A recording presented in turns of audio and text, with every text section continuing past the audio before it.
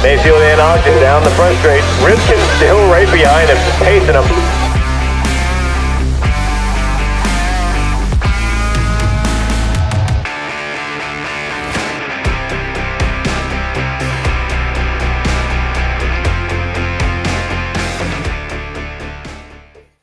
Hey, I'm George, and this is the Northeast RC Racer Podcast. This is episode number 14, and I'm here with my buddies, Toby Hampson, Tom Petrella, and Vin Manchenda. What's up, boys? Yo, Not much, buddy. Been a long week, recovery from Motorama, all that good stuff. A little hard to wake up on Monday, get through the day, but doing it again, and psyched to have the podcast at the end of the week, get back into a little RC flavor. What about you guys? I've been sick all week. So. Fairly better, though. Someone's got to, I can hear myself. Someone's got a speaker on back there or something. Who is that? You got a headphone. Anyone else? Not me. Oh, it's better now. Anyway, carry on. Tom, you doing well? I was ready to take a nap, go to sleep. Cool. You doing some stuff at the track this week? Who? You. This is great. This starts going downhill real fast. All right. No, that's cool. No, yeah, absolutely. Nice. Awesome. We're going to talk about that later, right? Or are we waiting to do it? No. I wasn't getting into the new track. I said at your track. A little race on Tuesday night. Track. There you go. That's it. It's hard getting back to carpet, though, after doing dirt. I enjoy dirt a lot more. Yeah, I've been working on the Trains and Lanes track. They have that off-road carpet track that we're finally getting together. So I was there the other day, putting some jumps in place, and I think we're going to have 2 or 3 races on the schedule for the season. But it's just going to be weird going 8 scale, a tiny bit of carpet, right back to 8 scale. But we're going to give it a go. At least you got double action going on. Yeah, it's there. Right. You're going to have options, right, in the beginning of the season, because if we get those April showers and something happens, it's right. It looks like it's going to rain out. Bring your carpet cars. Yep. People can plan and still go racing. Yep. Just grateful it's finally coming together. So it's going to be a big 10 scale track. So you guys have to make it out and check it out when it's done. Yeah, that was one of my notes actually that I wanted to kind of go over. Are you guys open for 10 scale at TNL? Not yet, but it's going to be soon. It's just in time for the end of the season, right? But at least it'll be open. Like Tom said, you get those rainy days in April. It'll be good to go there, do some testing, and have stuff ready to go for next season. Absolutely, man. Always good to be prepared for the following season. That's right. I got to make my way down to Tom's track rhythm. Sorry, buddy. I know I haven't been there yet. I got a new hook for you. Don't worry. Yeah. I can't wait to hear about it. Toby, all good with you from doing your media coverage portion at Motorama? Yeah, getting over it. It was exhausting, and I've been sick since I got back. But on the mend, should be close to 95% tomorrow, So, but I was pretty miserable last couple of days. I had something like that like 2 weeks ago, so glad you're feeling better. Well, we're going to try to pick up the pace a little bit here. Toby's on the mend. Tom is stuck between the existing track and the new track we hopefully will talk about a little bit later. And Vinny most definitely is just catching up from doing his thing, being the manager and covering the boys at Team Associated over at Motorama. So with that, pick up the pace. We're going to bring in our guests. We have Kevin and Christa from LCRC. Hey, guys. Hey, guys. Hey. How's it going? Welcome. Hey, it's not hump day. It's the day after hump day. Hump day. Yeah. It was fun. It was funny. We were doing a recording of I forget what episode it was, a couple back, but I remember one of the guys, because I didn't recognized at the time that it was conflict. We were doing it on Wednesdays, that you guys were doing hump day. So it was funny. One of the guys had messaged me. I think it was actually Alan. He's like, "You can't run tonight. It's on hump day." And I'm like, "All right, we already had everybody else booked and stuff like that." And I messaged Toby. I was like, "Got to remember not to do it on Wednesdays." So it's cool to see that you guys are back in action doing that. Yeah, it was great. Actually, we watched that afterwards and saw Tom kind of watching both. We could see him watching hump day on the one screen and hear ourselves in the background every once in a while. That's pretty funny. It was awesome. I know lots of people look forward to it. Dennis, Alan, I think Dennis was telling me he does some little like recap at the end of hump day. I definitely got to get on the Wednesday train. Yeah, they get on race weekends or race weeks. They do a recap show. It's hysterical. I really enjoy it. Cool. Well, you have a background in that to begin with, right? From a long time ago. Yeah. Right? Got to practice up with Toby this weekend a little bit. I caught some of that for sure. Yeah. Looked like a natural. Thanks. I guess it is like riding a bike because it's been a really long time since I did that. But well, yeah, just came easy. When you enjoy things, right, it's real easy to kind of fall back into the saddle. They feel natural. And, I could tell that at least when you were up there, you were having fun. That's half the battle.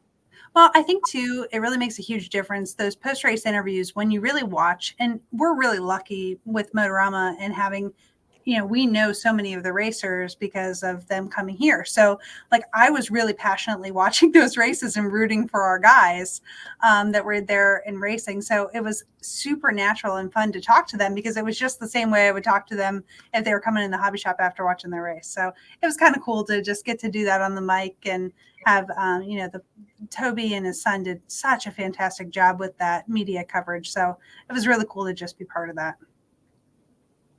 Awesome. And Toby did a fantastic job with his son. For sure. Can't inflate his head too much, then he starts getting out of control here on the show. Oh, yeah. So we been super excited to, have you guys agree to come on the show. It's funny for me as a racer locally, take it back maybe like 3 or 4 years ago, 5 years ago, maybe 6, time flies, right? So I was hearing a bunch of guys were going to this track LCRC, and my first question, being a dad and having some younger kids at the time, was, how far is the ride? So from where we are, I guess it's like 3.5 hours. So normally my cap at that time was like 2, maybe 2.5 for, a decent day. But so like all the guys were going out, and I would always hear about these stories when they'd come back about, the great times that they were having there and awesome time at the event. So finally, about 2 years ago, maybe 3 now, I ended up going out there with Jack Evanchek on my first trek out there. I know you guys know Jack. And, from then, of course, could fully and totally understand, why the people were coming out. We'll get to that portion in a little bit with some of the questions that I have to ask you. But it's so great to have you guys here. And basically for people that don't know you guys or know what you do or the type of facility that you have, I'd like you guys to basically start and, tell us a little bit about the actual story of how LCRC came about. Sure. Yeah. So our history of Kevin and I, we are obviously a married couple and we're behind LCRC, but we met ATV motocross racing. So Kevin at the time had Lost Creek Cycles, which was an ATV race team. And I was a racer. I lived in Ohio at the time and worked for one of the people he worked with a lot that made his A-arms and suspension products and things like that. And we were able to meet while racing and traveling all over the country. Yeah, it was another time, really. I mean, God, it was what, almost 20 years ago. Yeah, at least, honestly. Yeah. So, I mean, it feels like a different lifetime ago, talking about the ATV stuff and, like how we met and how we got together. And honestly, the ATV thing is really what brought me back to RC. I ran pan car and a wee little bit of gas truck off-road when I was younger. And then, got into ATV stuff and built the shop and started doing all that. And then fast forward through my career, I got hooked up with Suzuki and spent a lot of time in California, which took me to Revelation Raceway, Drake's home track at the time. And I remember like it was yesterday. A lot of you guys know our buddy Big John. Big John takes me to Revelation, and we walk in. We get out of the car in the parking lot, and we're walking over the track, and Big John's like, "Hey, look, that's Adam Drake up there." I remember looking at Johnny going, "Who the hell's Adam Drake?" Like, it didn't mean anything to me at the time, and thinking back, like I remember reading the magazines and seeing the signature vehicles and stuff. So I kind of did know the name after the fact, but it's super ironic to me now that like, well, Motorama, there's Drake sitting there working on my car and kind of babysitting me a little bit because busy with the store and whatnot, but it's like full circle. Yeah, that's a sick story in itself right there. Well, yeah, and it was so funny at the time because we were dating long distance. He hadn't talked me into moving to the shop yet. Yeah. So he's on California time and I'm in Ohio time at the time. And so he would call me after he got off of work at 6, 7 o'clock, which you can imagine is the middle of the night in Ohio. And he was crew chief for Team Suzuki at the time, and him and one of the lead racers, the multi-time national champion Dustin Wimmer, decide they're going to go to Revelations and get some 8-scale cars so that they had something to do after they were done working. We bought low C10 ready to runs, broke them in the hotel parking lot in like 30 minutes, took them to Rev. All we wanted to do was hit this big triple in the middle. And I think it was a couple servos, a steering rack, and a couple A-arms later. But that night before we left, we each had made the triple at least one time. And those cars were affectionately called the Other Women moving forward from that point, because instead of going home to call me and check in, he was like, "Honey, I got to go. There's this really big triple I've got to hit." So he would take off to Rev. And then fast forward, Team Suzuki dismantled. They decided to close down the ATV race program for motocross.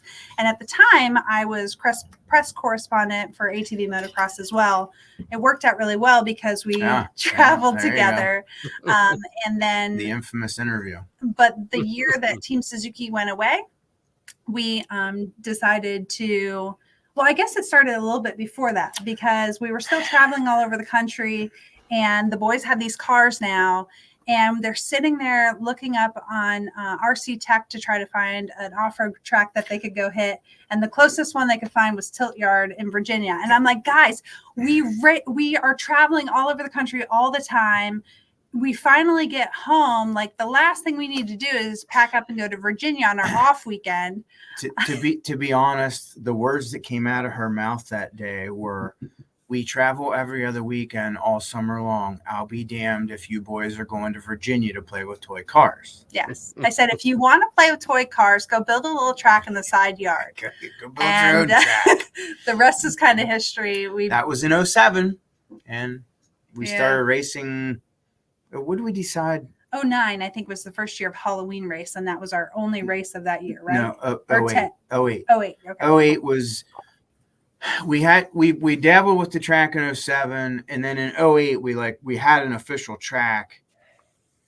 And I'm not gonna say we didn't maybe have like a pickup little club racy type thing once or twice, but our first official race was Halloween 2008. But we had built that track back in 07 and we didn't know it, but there happened to be this little track up the road, Richfield. And it was something ministry of Aaron Benner and their church down there. And so now they do a lot of carpet racing, but at the time they did carpet racing and they had a little off-road track that we never knew about. So there was guys on their way past us on their way there. And they're like, they pulled in and they're like, "Hey, why are you not racing?" And we're like, "Well, we don't just know. built it to play with toy cars. We just want to play in the side yard." Yeah. And then they kept stopping. And then all of a sudden, Aaron came down from Richfield and said, "Oh, we're closing our place down and we're coming down here. This is cool." And that kind of started it. Yeah. True story. The first, we got the shipping container and the first announcer's booth was a 4-foot table up on the top corner with a beach umbrella over it. There it is. I got pictures of that. Yeah, that was it. Kind of Yeah, crazy. there it is. Yeah, There's the umbrella. yeah. Oh my God. Wow, Billy and J Mac, isn't it? Yep. It still looks pro even in the beginning. No, that was yeah, we absolutely had no clue what we were doing at that particular moment. Not But, an idea. yeah. I'm getting so old. I'm trying to go like this with my hand to make the picture bigger, but it doesn't really work. Yeah, there's Don Hillard standing there with his 2 boys. I know. Look Brian at Roeder. that's Anthony Mazzara there. And think that's this is Mike Gay. This is from Oh, Nashville. yeah, up on the That's what I driver's thought about Gay up there in the blue shirt, right? Yep, Yeah. Mike Gay. Caruso's probably up there. I can't tell who's next to him. It's Mazzara. Yeah. Hell, that's probably Binky. Yeah. It's cool. It's wild. Is that Greg standing up? It on sure a- looks on like a him. Does, radio right? piece, Isn't it? probably. Jay Miller. Lovell's down Jay- there on the end. They got long Jay antennas. Miller, I can't- that's They got great. long antennas. Oh, that's Ed Zylox down on the far right of Pit Road. Yeah, it is. Oh, No, Cat- is that Brad? Brad Yeah. Blunt? Does he have camo pants on? Can't see his pants. Yeah. So Kev, you know, you have experience and you're managing an ATV race team, right? Yeah. Krista's a racer, so you guys obviously have, you know, background in racing, track, going to many tracks, diversity of tracks. How did that, having that knowledge, having that experience, how did that help you start to build a track that you felt racers are going to want to come to? Well, I think it was a huge advantage for us because we had been to so many venues. I mean, from coast to coast. I mean, we had been to Glen Helen in California. We had been to Gatorback in Florida. We had been Loretta to Lynn's. Loretta's, Unadilla, Redbud. I mean, So when we on talk and about on and on. when we talk about the facilities that we went to and when we started building this, the biggest thing is we never compared ourselves to any other RC track. Honestly, we Yeah. hadn't been to very many other RC tracks. Kevin had been to Rev, but other than that, it was pretty small scale stuff. But what we had been to was a ton of huge national motocross tracks, and we knew the kind of thing that we expected as racers when we went there in our camper. You know, we like to be able to plug in and you know, the wash station and things that they Sure, had to sure. provide. And we always tried to compare it to that, not to anybody else here. Where did that go? Some personal experiences, like I remember getting to an ATV motocross race that had rained the whole week before, and we had to get pulled into our parking spots with a dozer in the Renegades, you know, just to get parked, and then to sit there in the mud and race in the mud all weekend, and you know, things that, you know, that leads to my driveway gravel stone fetish and trying to keep things, you know, high and tight and dry, and you know, the drainage and the To speak on that, like the big thing is when you pulled into when you got drug in or drug out of anywhere, there was a lot of damage happening to these very expensive rigs. And, you know, that was something that we always dreaded.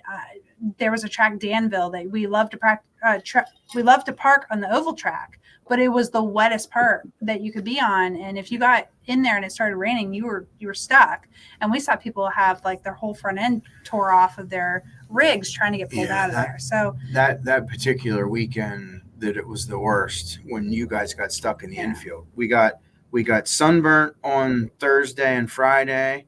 It snowed on Saturday, and we all got drug out by the dozer on Sunday. Yeah, it was awful. So we looked at those things, and that's when we keep expanding and doing more stone and doing more parking. You know, that's what we're thinking about is protecting people's equipment, and you know, knowing that there's trailers and trucks, and we don't want.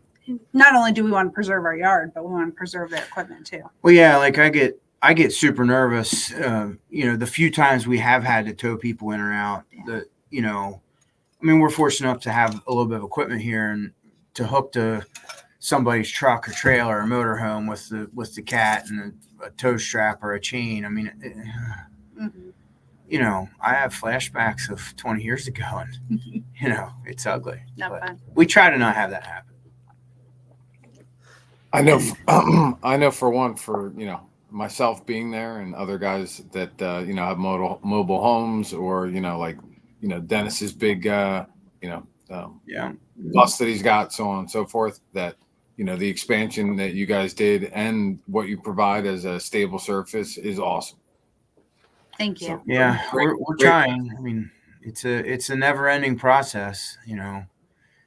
And then throw in a couple snowstorms and plowing some stones off the driveway and some washouts and whatnot. Time to repair stuff. I mean, the roads out back right now are, I mean, not that they're in bad shape, but everything needs work from the winter, and they're not up to Kevin's standard. Yeah, I mean, we've gotten a lot of rain and snow, like back there behind Vin, Dennis and Vin side by side, and one back on Pword's corner.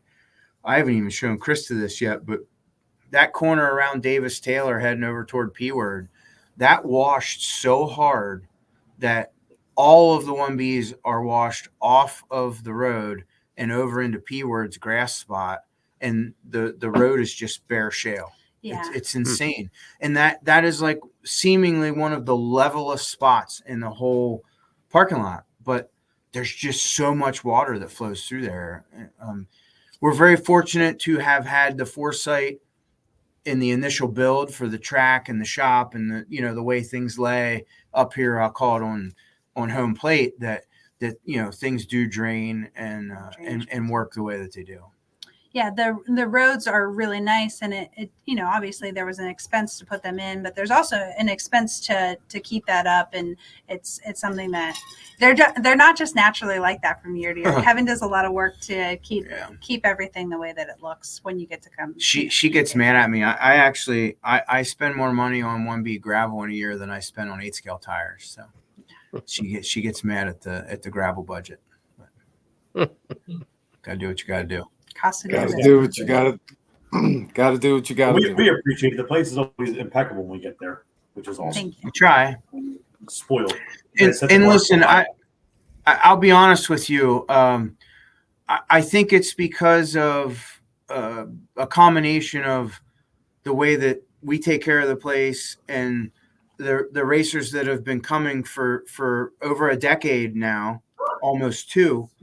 That respect the place, and then when the newbies come, they see how the regulars act and how people take care of the place. And my father-in-law Bob taking care of the trash and keeping after the grounds, and it is a true total team effort, and not just by our team, but by the whole team. The racers, the spectators, our crew, everyone kind of works together to Vin's kids, when they stay over a lot of times on Sundays, and Vin's kids will come out on Monday and help us pick trash and clean the place up. So, I mean, it is truly a community group effort. Yeah. And a lot of times it's even the people that you don't necessarily see. I can't tell you how many times I'm walking across the parking lot to go watch a race, and you just see somebody bend down and pick up somebody else's trash. And every little bit of that helps this place stay what it is, because we don't have a really big team. And so when we're trying to keep it as nice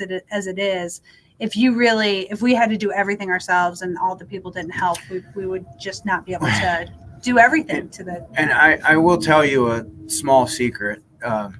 So when I'm walking across the main drag, between the driver's stand, the cool kids pits, and the hobby shop, and right there in the main quad, if I'm walking across the parking lot and I see cigarette butts or zip ties, I reach down right in front of everybody and pick them up, myself, and take them over, put them in the trash can right in front of everybody. And it seems to give people the hint, yeah, we better, let's not throw that stuff on the ground. So it does make a difference over time. And I think that, it's been pretty good. We're very fortunate. Well, us as racers are fortunate, right? And I think that's why you guys get the results you get there. I think people like you, obviously, but I think we don't have a facility like yours anywhere around here. And I think, we're all pretty damn fortunate to have it and have a damn good time when we come out there. So Well, I you. appreciate Take part tonight. We seem to be, not getting too much trouble.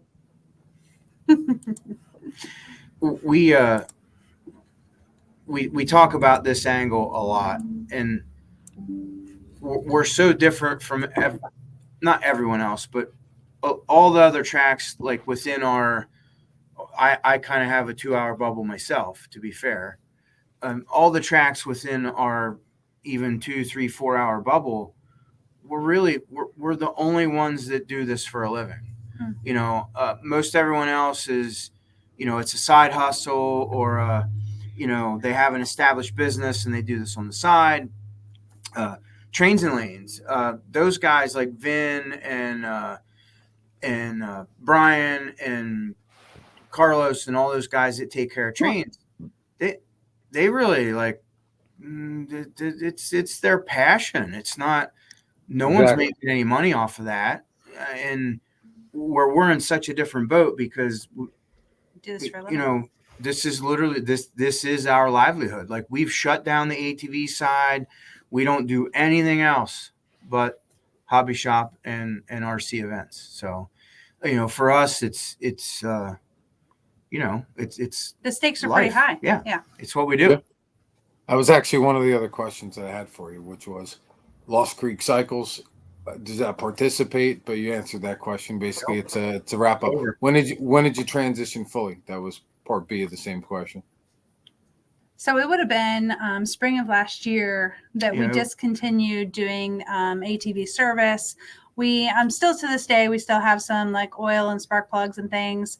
But we've told all of our local customers when that stuff sells out, we're done with that as well. We, for a really long time, tried to do both. And it was really a scarcity mindset because, listen, when you tell your friends what you do for a living and you get to go racing and play with toy cars and sell toys to grown men, and most people are not ever going to understand what you do for a living. Okay. A lot of people are like, oh my gosh, you're never going to make it. And we heard that a million times. Well, they poked fun at me locally back in the 90s when I opened the ATV shop and we were racing four-wheelers. You're four-wheeler racing. Oh, yeah. Like, what are you doing that for, kind of thing. And we made that work. Well, I made that work. And then, I met my lovely wife and here we are, 20 years later, transitioned from ATVs and motorcycles to now we just do toy cars. And the local, it's funny, like some of my local, what do I call them, business mentors or like, family friends that have, they've known me all my life. And they're like, they can't believe what we do with, all that cars. Like, it's mind blowing. Like, I go down here to Dean's to the little deli, the Exxon down the street here, just out of sight. And, I'll get lunch more days than not. And someone always catches me in there like, man, you guys, you're really like that toy car thing. That's something. Yeah, Jim, I don't know what to tell you, but these dudes love toy cars. Them people come from all over. I'm like, yeah, they do. Like the locals just, they can't wrap their head around it. It's like, yeah. Well, I mean, to be fair, kind of us too, to think about it really. No, I just talked about it last night during Hump Day that we're still like incredibly humbled that we do get to do this. It is just wild that we get to live this life and do this for a living. And I think, that's why we're so passionate about it. That's why we give it our all, is because we're constantly we're glad that we can provide what we provide to the community here. Yeah. And to put it in perspective, like, Tom takes off work to go to Motorama or Psycho Nitro, and for me, I'm clocking in and putting in 16-hour work days at a toy car race. How dare I complain about that? That's kind of cool. Who else gets to do that? So when you were referencing Tom, I'm sorry. Was it that Tom? He definitely wasn't taking off for work to go to I know. He's retired now. I forgot. Not some other time. That's funny right there. So, in terms of your track design and track build, I'm sure everybody wants to know because everybody has a great time at your track racing. Layouts are always great. Who does the design and who's in charge? That's a really good question. So I'll start. That Kevin, for the longest time, did all of the designs completely himself. He never would draw them. He would just go out and imagine it. One time. Drew the layout one time. Worst layout I ever did. It really was. It was a really horrible. It was awful. It was a bad idea. But it's really amazing. We're actually, whenever we're doing renovation or anything, Kevin has the kind of mind that he can see something. He doesn't have to actually see it in person. He can imagine it. He knows it's there. So most of the time back in those days, it was him and I standing up on the stand. We would imagine our favorite motocross layouts, and we'd talk about Redbud or, that double section at High Point or whatever. And we would find ways to incorporate it. And he could see the whole thing. He would explain it to me. I could see nothing. I had no idea what he was talking about. I didn't know where the corner was. I didn't think it was possible. Can you just put the pipe down so I understand how it goes? Yes, ma'am. Yeah. Fast forward to now, Kevin and Cody really work together, and Cody is the driving force behind the layouts. I got to tell you, I guess maybe I still kind of hold the reins a little bit, meaning like Cody's the workforce, and I don't mean that just in like a labor sense. I mean like Cody's mind is going and designing the layout and putting it in. So for people who don't know who Cody is, I'm sorry to interrupt you. Who's Cody? Just to fill in the blank. Yeah. Cody Sainer. He's a local kid. He's the guy you see on the fire hose in the middle of race day. Big guy. Again, my history with Cody goes way back to the ATV days. Yeah. He used to be an Cody ATV racer. and his dad flew out to Glen Helen to come hang out with Team Suzuki with us when we were, racing four-wheelers and stuff. Yeah. Cody drove my four-wheeler to prom, like at that little lineup where all the old fancy cars. His quad was broke down, and he used my quad for his prom date to ride on. And if you don't know, someday we'll have to get the race bikes down off the loft, and you guys will, I guess you'll shit when you see her race bike. Like it's not. It's very nice. Yeah. So anyway, it's like busting out a brand new 8 scale. Like it's pretty good. Nice. I want to see her go out there and tear it up. No, she's married with children now. Tom, back off. She doesn't The last time you want me to go racing? Tell me no. The last time we went to a motocross track, she had her YFZ and I had one of the Suzuki team bikes, and she's still pretty big shit, right? And I could ride, but I couldn't ride four-wheeler any better than I can drive an 8 scale. So if it gives you any perspective. So we go out on the practice track and we're making some laps, and she's following me around and blah, blah, blah. I'm like, no, honey, just go. No, she wanted to follow me. Yeah, I made like 2 laps off the track, back to the truck, drinking a beer, sitting there like, I'm done with that. Yeah, she was ready to rip. I'm not. No. He was scared. Ship has sailed. But in all honesty, I rode that. It was a championship motocross bike, and it was scary because it was scary fast. Yeah, you hit the throttle. It dislocated your elbows. Oh, my gosh, it was wild. Anyway, back to the point. This is just like hump day. I got to keep you lined up here. So we were talking about Cody. Yeah. You got 5 of us to keep lined up. Okay. So anyway, Cody's been racing RC cars since 15, 16, somewhere in there. They don't need his birth record. They just want to know who he is. He wanted a history. I'm giving him history. Dear Lord. He was born in Lewistown. His mom's name is Robin. So Cody's my right-hand man, especially when it comes to dirt work. Like he's got an excellent mind for supercross and motocross. So, he's got brilliant ideas on this hip jump with this step on, step off, and around. I'm like, whoa, big blind spot, no place for marshals, and curse you for talking about crossovers. And you want to talk about a miserable thing to build. that was one of the most miserablest things we've ever installed in our entire career. It really was, and I can't wait to have it back. Yeah, right. Have it in storage. It was awesome. Yeah, we Do it. We disassembled it and saved it. But holy cow, was that hard. Anyway, you can challenge. You know, I keep Cody reined in a little bit on like the safety side of things and marshal spots. And, you know, we had some trouble a couple of layouts ago last summer where you turned onto the straightaway across the loop full punch. And we were having brownout issues for transponders, and scoring was a little bit of a problem. And, you know, just simple things like that most people don't think of. You know, the outlap. The outlap's a huge one for me because I'm a timetable guy. When we said we're going to be done by 9:53, well, you got till 9:54. Let's get her done. And in order to make that happen, the layout, you know, when you cross the line, oh, hey, Toby, you're done. Well, 2 turns from then, you got to have a way to get safely off the race course without crossing an active lane or, you know, doing something weird. And that's really hard to do repetitively, layout change after layout change, without mimicking the same sort of layout on that side over and over and over. So really, Cody does a lot of the creative side of the jumps. Mm-hmm. Kevin really still focuses on safe marshal areas and the drainage.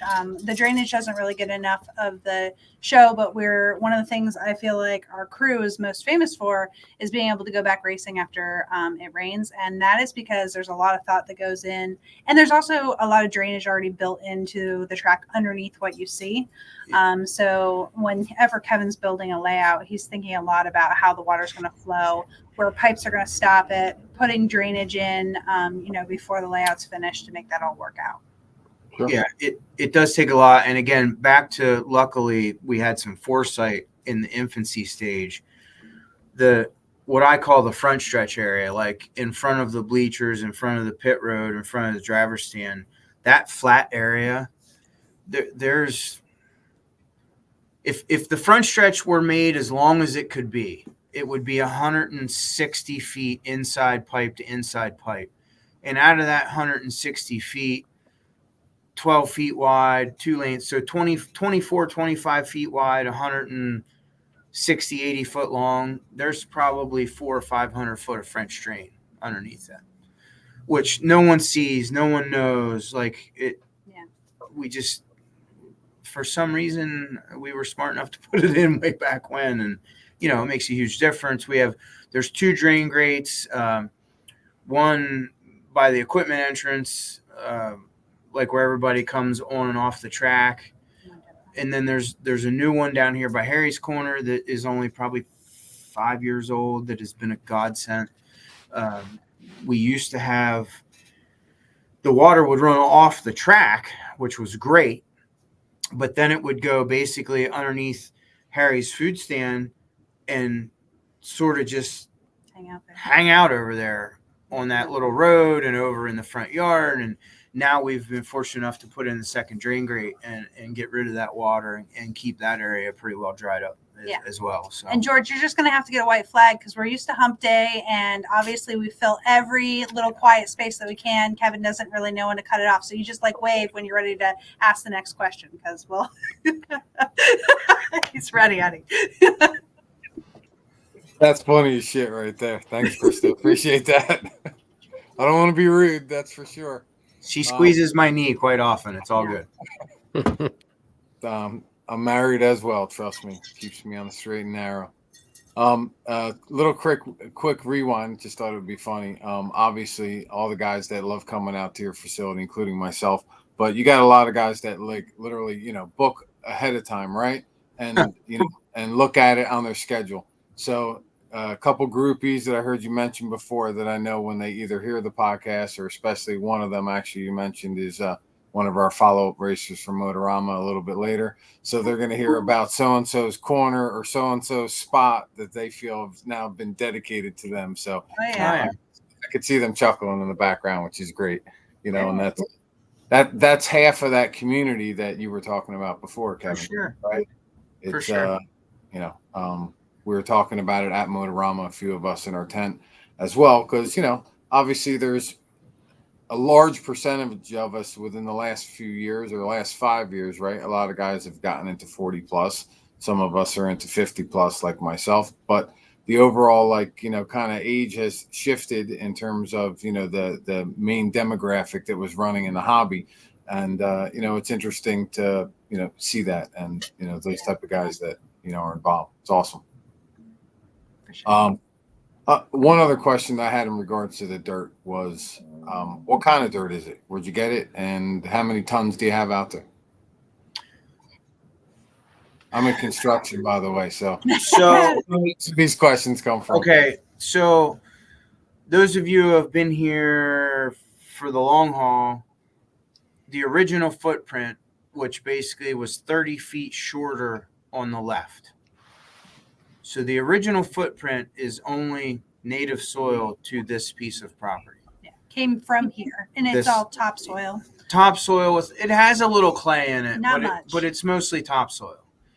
Then when we did the 30-foot expansion, like the year that Daytona died and everybody got all butthurt, when we expanded at 30 feet, that was actually more like a 60, 70% clay that we brought in.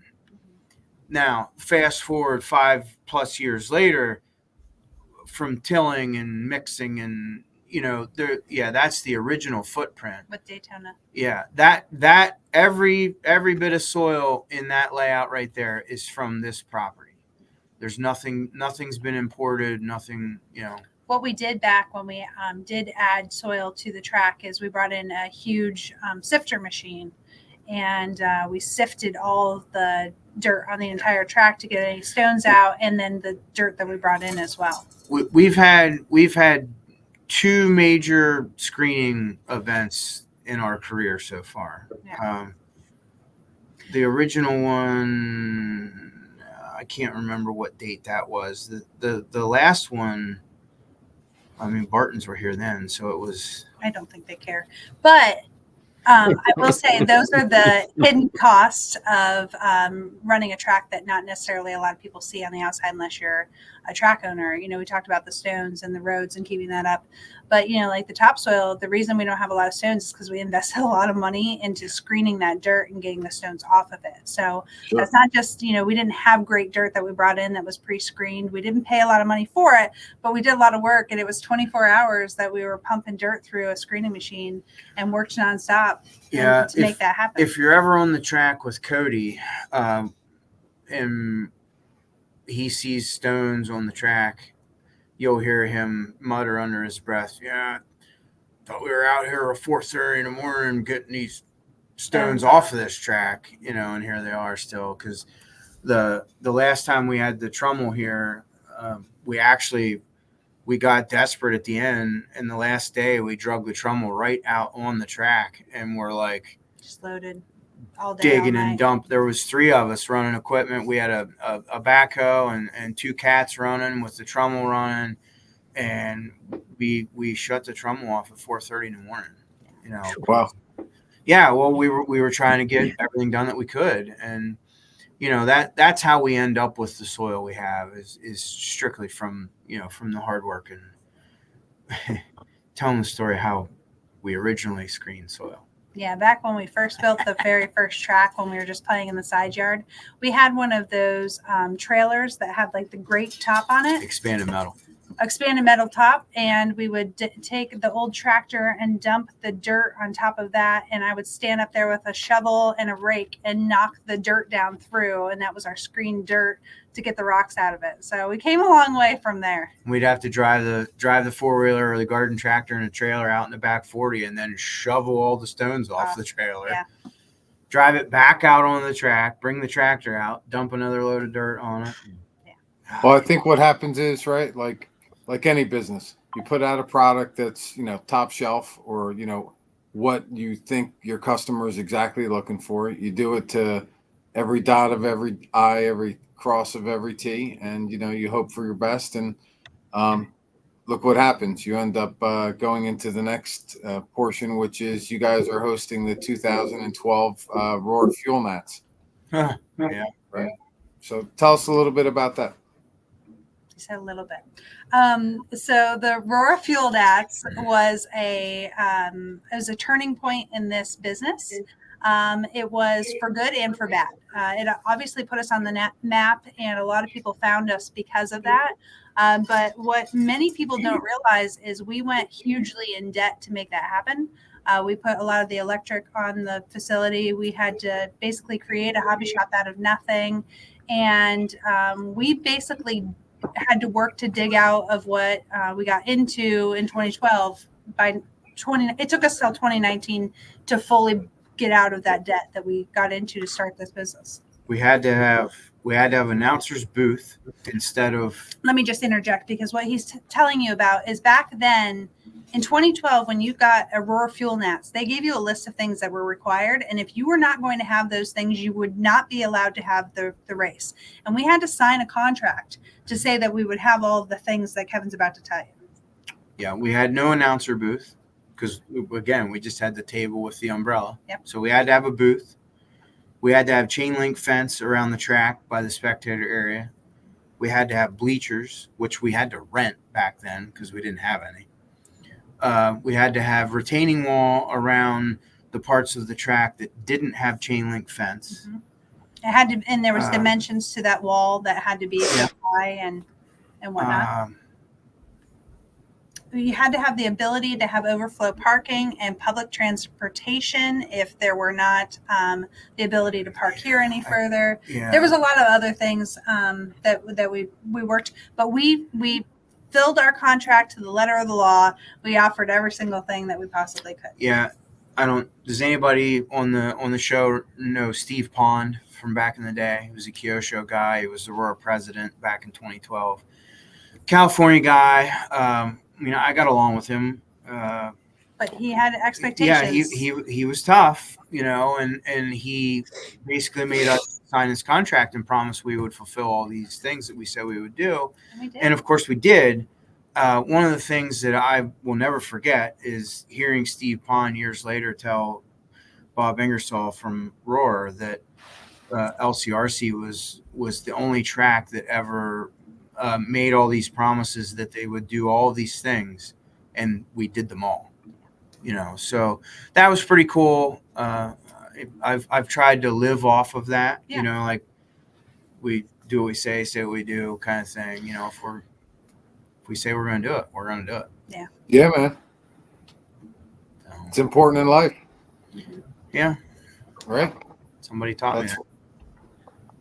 Whoever it was a wise individual, that's for sure. I'm sorry. I'm getting old. I got to read down and see some of my notes. I thought you were getting teary-eyed over that moment. So, part of my question about the Roar Nats was, the expansion that you guys went through. And I'm so happy that you actually, jumped in and explained that to people, right? Because you guys got this huge opportunity for your track that you wanted to become your full-time business at that point, right? It wasn't your full-time. So it was like, all right, we got this big wave coming. We got this giant opportunity. Did we talk about actually how did that opportunity fall in your lap? We actually, it came from really the hard work of the regional director at the time, which was Steve Merck. And he was working really hard in our Aurora region to make some huge changes. And he just saw potential in what we had here. And he thought that we could really take it to the next level. And he worked really hard to talk us, to build us up and make us feel like we could do it. And then he fought for us inside all of those Roar conversations until we got the race. And, there's been times since then that I wish that wouldn't have happened. I felt like that maybe was a little too premature for us, that maybe we weren't ready for that. But in the end, that is exactly what we needed. That is why we are who we are today. And, we were forced into quick change, which neither of us are very good at quick change. We like slow change. But it was exactly what propelled us to where we are today. Yeah, for sure. Yeah, and then for 2013, we had ENATs. Well, maybe he was going to ask you that. Why don't you let him talk?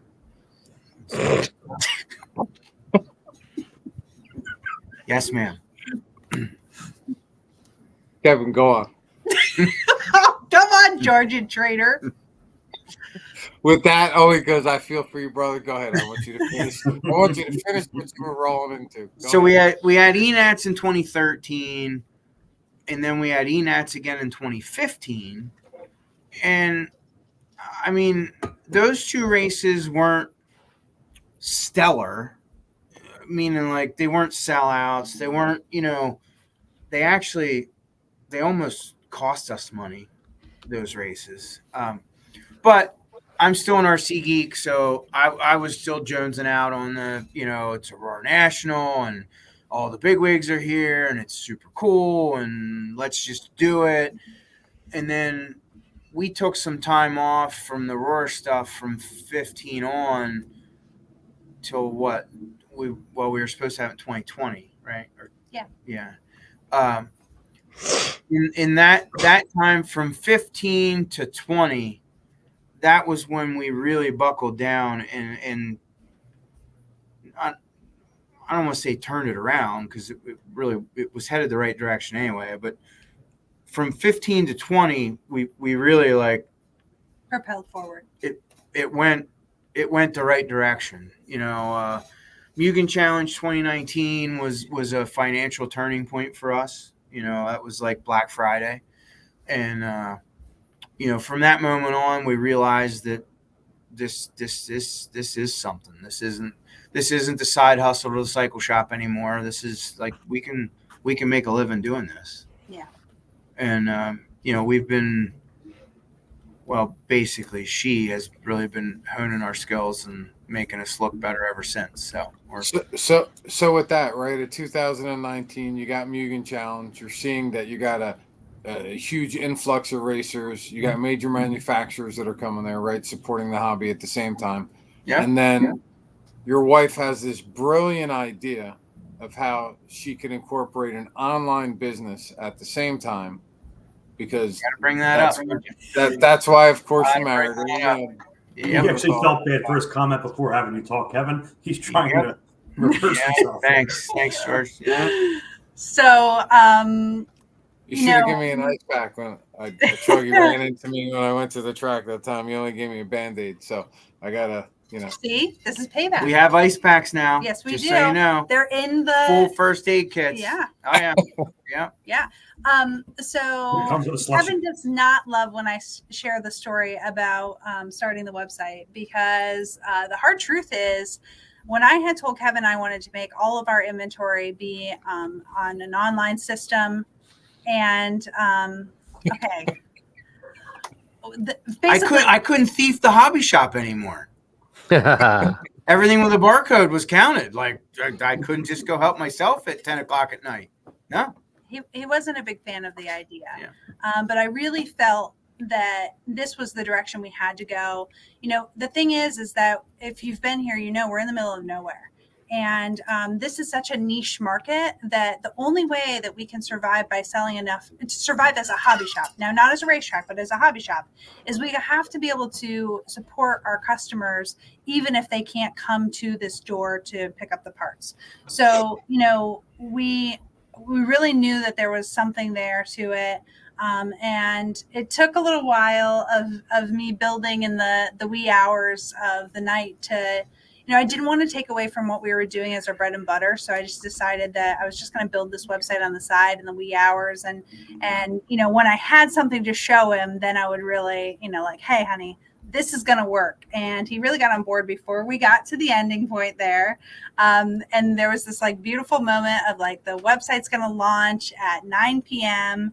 And I think Kevin really thought way more than I did that there would be a sale. And of course there was not a sale. There was a lot of weeks with no sales. And there was a lot of learning about how to do a website and whatever. But yeah, that's not fair. You'd been building websites for 20 years before that, but never an online store. So okay. I had maybe not retail. Yeah, okay. I had never done a retail store, but we figured it out, and I'm really, both of us are incredibly proud of it now. LCRCRace.com has become a big part of the success of the business, because like during the off season, I don't know how we would be able to keep going if we couldn't count on our hobby sales. And I mean, this is going to kind of sound like we're tooting our own horn, but like we got this call from this guy in Virginia today. Yeah. And he was just over the moon about like, I know you guys are just doing. He was a fan. He was a big fan. And Yeah. he's like, I know you're just doing your job, but you do it so well. And like, if you can just keep giving me stickers, I'm going to give them to everybody I know, and I'm going to tell them about you guys. And it's just little, it's stories like that. He made me nervous because he was telling me he was at Beast of the East, and he was like, oh, I was putting your stickers everywhere. I put them on people's pit tables. I put them on the outhouses. I put them on the wash station. I'm like, dude, whoa. Like, you're going to get over. I put him on a cop car. Yeah. Right. It was, but he was excited. He was, and a big fan. And it was funny because he races at a track where Matt Navosa races now. Oh, yeah. So he was like, I wish he showed up to the track with LCRC's shirt on, and he had stickers all over his car. Matt's like, what you know about that place? Rocky Point RC. Yeah, it's 8 hours from here. I'd go check him out. He's insured me that he was not putting them anywhere inappropriate. But he's super good guy. Really enjoyed talking to him, and it's stories like that like, holy cow. Yeah. So a little bit later this year, you guys are doing, from what I'm to understand, is like a first time, right? You guys have 2 separate tracks currently. You got an oval track, and you got an off-road A-scale track. But you guys are gonna, from what I'm hearing, because I asked a few other guys, you're gonna wipe out the A-scale track. You're gonna build a super high-end oval track. You're gonna do your event called the Dream Race, right? Yeah. And you're gonna wipe that track out, and then you're gonna build another A-scale track for the next event that you're having right after that. Yeah. We love to work. It's awesome. That's what we do. So, we have tried to make a go of oval now for a couple of years, and you know what? Like, we might have some stuff figured out at off-road, but when it comes to oval, we're floundering. We were failing. It wasn't working, and really what we kept coming back to is we couldn't provide for oval like we do for you guys. The whole facility wasn't in use. We weren't doing these cool things like the social on Fridays and the cornhole tournaments and the food trucks and the multi-day stuff that you guys love, the campfires, and just coming together with your friends. Really, in the end, I think the key to the success of LCRC has very, very little to do with just the racing part. It's about the camaraderie of the people that you're going to see. And it's the event. Yeah. It's the production of the event. But you're spending, it all has to do with the people that you get to spend time with. You can come to any of these races and not have a single friend here, but you will leave with a friend. And we hear that story over and over. People become family after spending so many weekends together. So we're just really excited to do the same thing for oval and provide that weekend long event like we do for off-road and give that a shot. And I think it's going to be pretty awesome. Yeah, I mean, we were very fortunate from the infancy of the idea. We had full factory support from all the kingpins in oval, and that kind of, I don't want to say made it easy, but when you get unconditional support from the factory guys in oval to support your idea, man, it sure makes it like easy to push forward and dream bigger and try and make it happen. So we're very fortunate in that department. And yeah, I mean, hey, we've had to whip out an off-road layout in 12 hours before. So whatever, it's an oval. We'll do it. Make it happen. Of course, I'm never for a lack of words, and I could fire questions all night long. But before I actually throw in the last question, because aside from you guys being awesome guests, and definitely somebody that we had talked about from the beginning, you guys did see your logo, right, in the show, in the preview. Hopefully, maybe for you've sure. seen it before. Very good. So, part of when I reached out to Toby to kind of put this together in its infancy is basically, I've been racing for a long time. I enjoy it. It's definitely my crack. It's definitely, it's something that, to occupy time, to tinker, keep my mind active, keep my soul young. keep my reaction times up as I get older. But, all these different things, it's just a fantastic hobby. So it's definitely been awesome, And I have one additional question, but I'm going to hold it up, and I want to see if Toby or Tom or Vin has a question for you before we kind of get to the next segment of the show, which we hope you guys hang out for, which is kind of doing a little recap with some of the racers from Motorama, obviously from guys in intermediate level all the way to expert. But Toby, Vin, Tom, anybody got any questions? Kevin, what's the worst case scenario? You miss your timetable, or someone messes up your stones? Ooh. Somebody messes up my stones with the timetable. Okay, No, hey, listen. The stones is something personal to me that I had. Again, she's gonna yell at me because I'm gonna talk too long. But I had another local business owner years ago. The guy stopped in, family friend for generations, stopped in out of the blue and said, "Hey, I just want to let you know, you guys really you keep this place up really nice. Good job." And that hit me.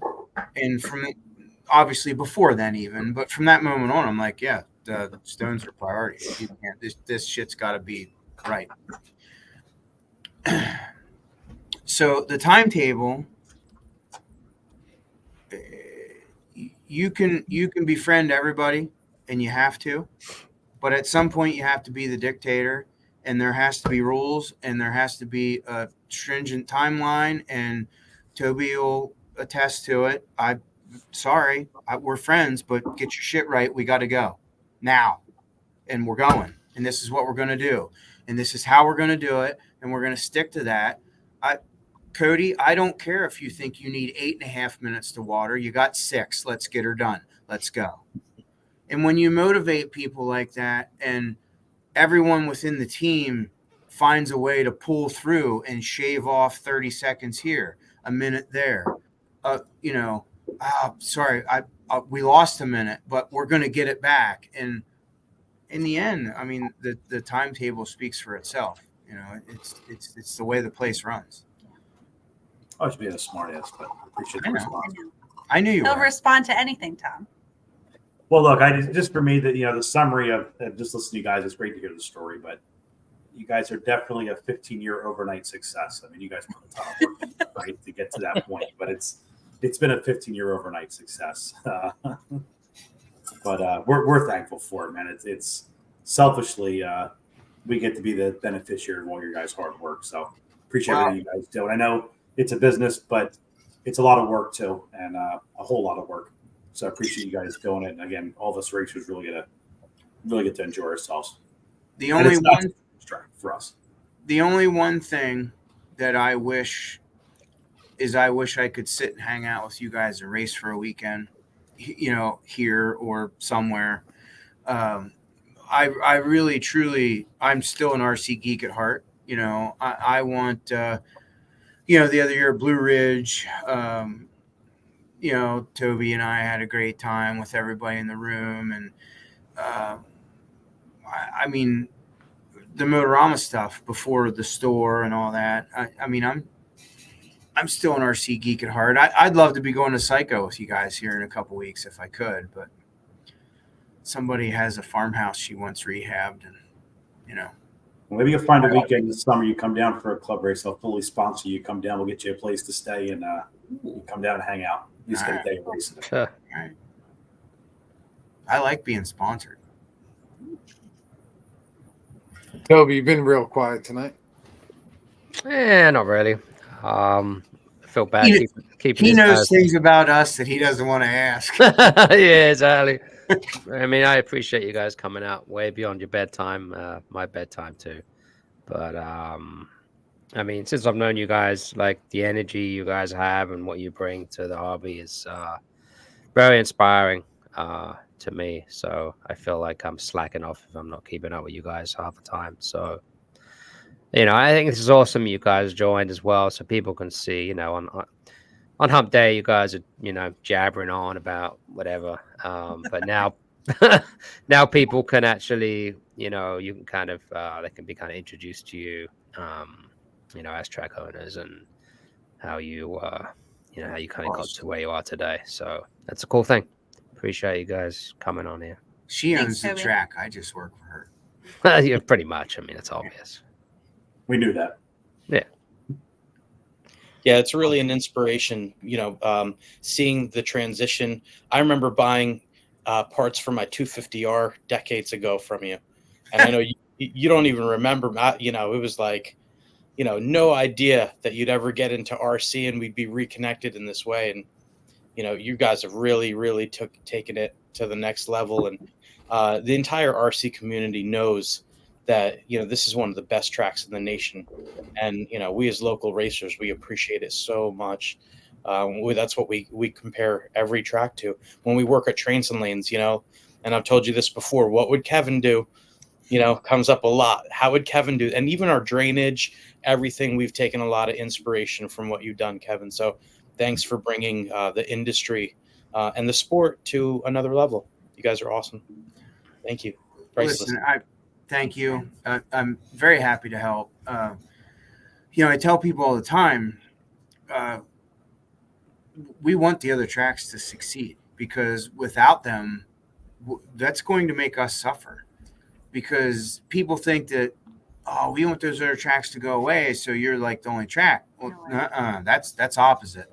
Because the more tracks that go away, the less local groups there are to breed and fester new racers, be able to come to our events and bring more people with them. So, we're all about helping out and keeping things going. It's part of the reason that, like, when we tell our story, we're pretty transparent about things and vulnerable and share things that maybe a lot of people don't. We're a real open book, but in the end, we want people to know when we started, it wasn't like this. Just like Tom said, we're a 15-year overnight success, and it takes a really long time to get where you're going. And part of the point is, just because you're not, like, your today doesn't have to match up with our today. You can start where you're at, and then maybe you'll surpass us and show us how it's done at some point. And maybe you already have ways that you can show us different things. And that's the other thing that we try to be really humble about, is we can always keep learning too. Yes. And that, a lot of this conversation may have sounded like, we know everything or whatever. And there are things that we're very confident about, but we're also always open to hearing all sides of the story and all points of view. But the day you stop learning is the day you start to fail, or the day you stop learning is the day you start to fail. And if you don't make mistakes, you're not trying hard enough. Yeah. I'm sorry. Agreed. Everyone needs to make mistakes. So. That's what happens. You make mistakes, you learn from it. And I mean, one of the things that I can tell you from hearing in the field, right, is you go to some of the local tracks that we're surrounded by, and there's always an issue with marshaling, right? It's the big thing in RC, right? But there's no issue with marshaling at LCRC. Mm-hmm. So it's the temperament that you guys set from the minute you pull in the door there, with not seeing whether it's trash or just seeing things that are organized and in line, seeing a track that's ready to go, seeing somebody going around and maintaining, the garbage that's accumulating, or just asking people if they need help. You guys basically, what I like to say is, you guys have a great Kool-Aid formula, and anybody that's drank it is mesmerized and they want to come back for more. So kudos to you guys for putting out a top level product, a place where racers can go not only for an awesome race event, but for this community and multi-day experience, where that's actually a lot of what's happening now, even at some of the local tracks. And Kevin, I agree with you. When the local club race dies, what happens is you lose guys that lose the momentum for RC, right? So when RC is part of your part of who you are, right, you count on it almost as like it's something to as a reset. This guy that I know, Marius, said it to me the other day that I was doing some Euro truck racing with, and he's like, "This is my reset." And I was like, "Yeah, man, I fully understand that," but I'd never heard somebody specifically say that. So ultimately, you guys have created this. This experience is basically what it comes down to. So it's that experience of racing. It's that high level of respect. You guys are putting out a top level product, and you can see it, guys. Like my buddy Alan. He drank the Kool-Aid. He's fully invested. He's got a spot for 2024. Nobody's parking an Allen spot this year. I think he bought a camper just to go to LCRC. Oh, and other places. Supposedly. I wouldn't know anything about that. Yeah, the only one. Or a truck. But nonetheless, it's fantastic. So I had actually said something to you, Kevin, maybe 2 years ago, which is probably, I think, the second season when I had come out to LCRC. And as my builder nature, I could see it. And, it was part of the thing that I experienced when we were trying to look for some place to stay around LCRC, right? So you guys put out this top level product, but the community around you, right, almost can't support what you guys are trying to do for that level. So I think I had said to you, which I'm sure you guys had already thought about, but it was like, you got this vast piece of property. And, during that time, it's like, have you guys ever thought about doing some type of like limited lodging where even when it's not lodging for an event, maybe guys can come and, rent some of the lodging and practice on the track in between events where there's another revenue stream or cycle coming out of it? So there's a little bit of logistics to it because we can't be considered a campground. Okay. So the way that this works out well for us with the races is because as long as you're hosting campers and trailers for events, then you're not necessarily considered a campground, especially if the trailers are leaving and then coming back, or if there's select dates. When you get over a certain amount of dates, that's where you get in trouble. Most of the time we're okay. Like during the summer, we can add a few more dates here and there. But there is a special place where when you switch over into campground territory, a lot of the regulations and rules change dramatically. And the rules are pretty stingent, and basically the budget would not be able to, because we actually looked into doing that, and also becoming a campground when we weren't racing. Campsite prices would over double. But yeah, they would have to. If we pressed the issue and got the campground certified stuff and like really turned into a campground, the prices would double. It would hurt the racetrack. Yeah. So on that note, though, we are trying to do some other things lodging wise. We do have 2 campers that we rent out currently. And we have plans in the future to have some little kind of rustic cabins there that will just, you'll have to bring your own bedding things, but there'll be just a couple bunk beds in there, just something, you could crash in. We're trying to find ways to solve it. We're also going to expand our tent area this year.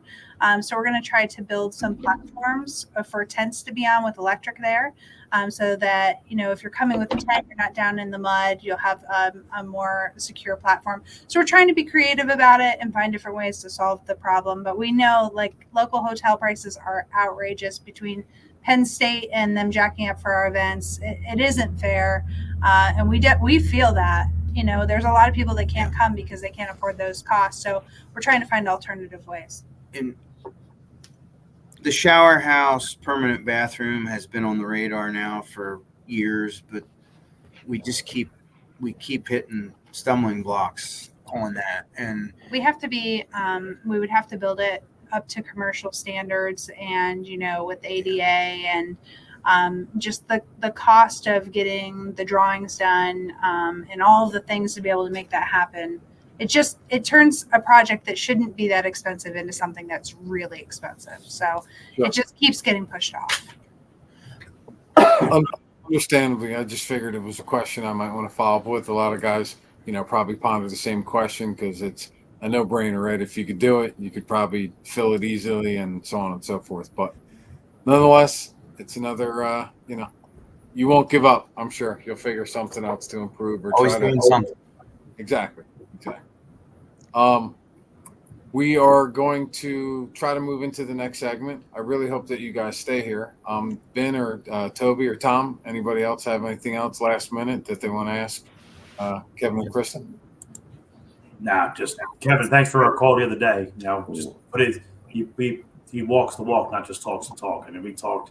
He's trying to pack up and get stuff ready to move to Motorama to get ready for that. And he spent a half an hour on the phone with me, giving me advice and suggestions on things I could do and things to avoid and look out for. And I appreciate it. So, no problem. Anytime. But like I've said at least once, maybe twice so far, local tracks, club racing, dude, the more the merrier. I'm all on board. Christa said we're very transparent. Like if you want to know about the dirt, we didn't really touch on the watering and the soap stuff, but like all the things that we do, we have. There's no secrets. Yeah, we don't gatekeep anything. The drainage, the water prep, the things that we do. Just don't ask me about prepping the oval. That's the only thing you can do. Okay, I'm muting him so you can move on to the next segment there, George. Well, it's been an honor having you guys. I just want to make sure we say that. I look forward to this season for sure, coming out into your facility, at least 3 of the races I'm trying to do.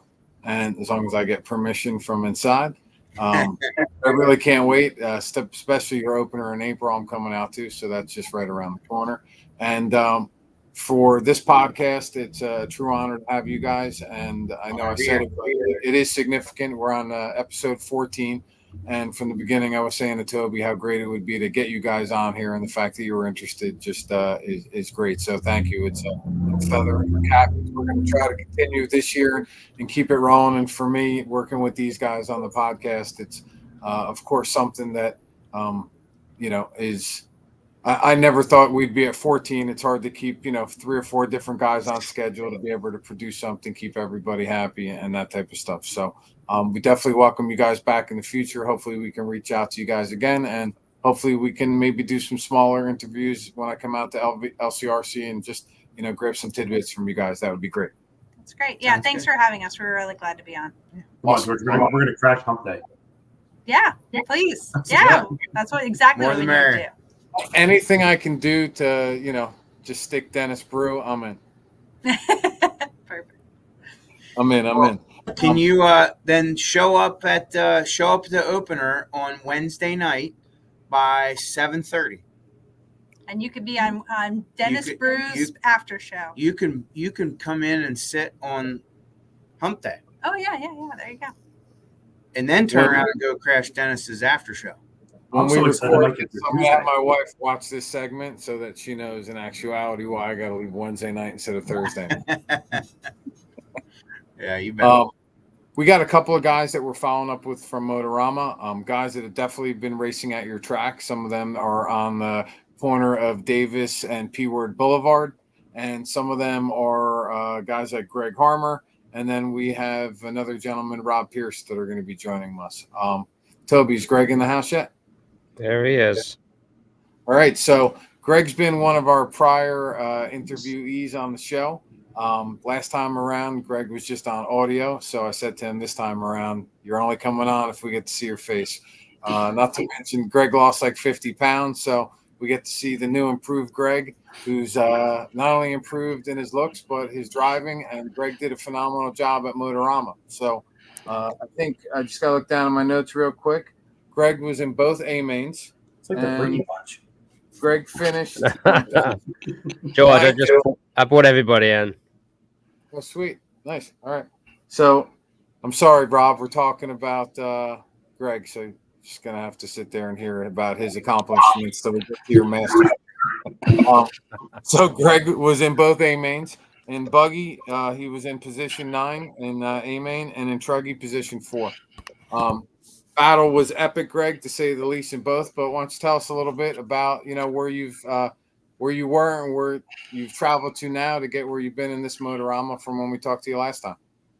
Well, first off, thanks for having me. It's an honor to be on this podcast. And for 2, I mean, it was a good event for me. Qualifying definitely didn't go great in Buggy, but I mean, for my first time ever driving truck, I mean, I felt really good with it.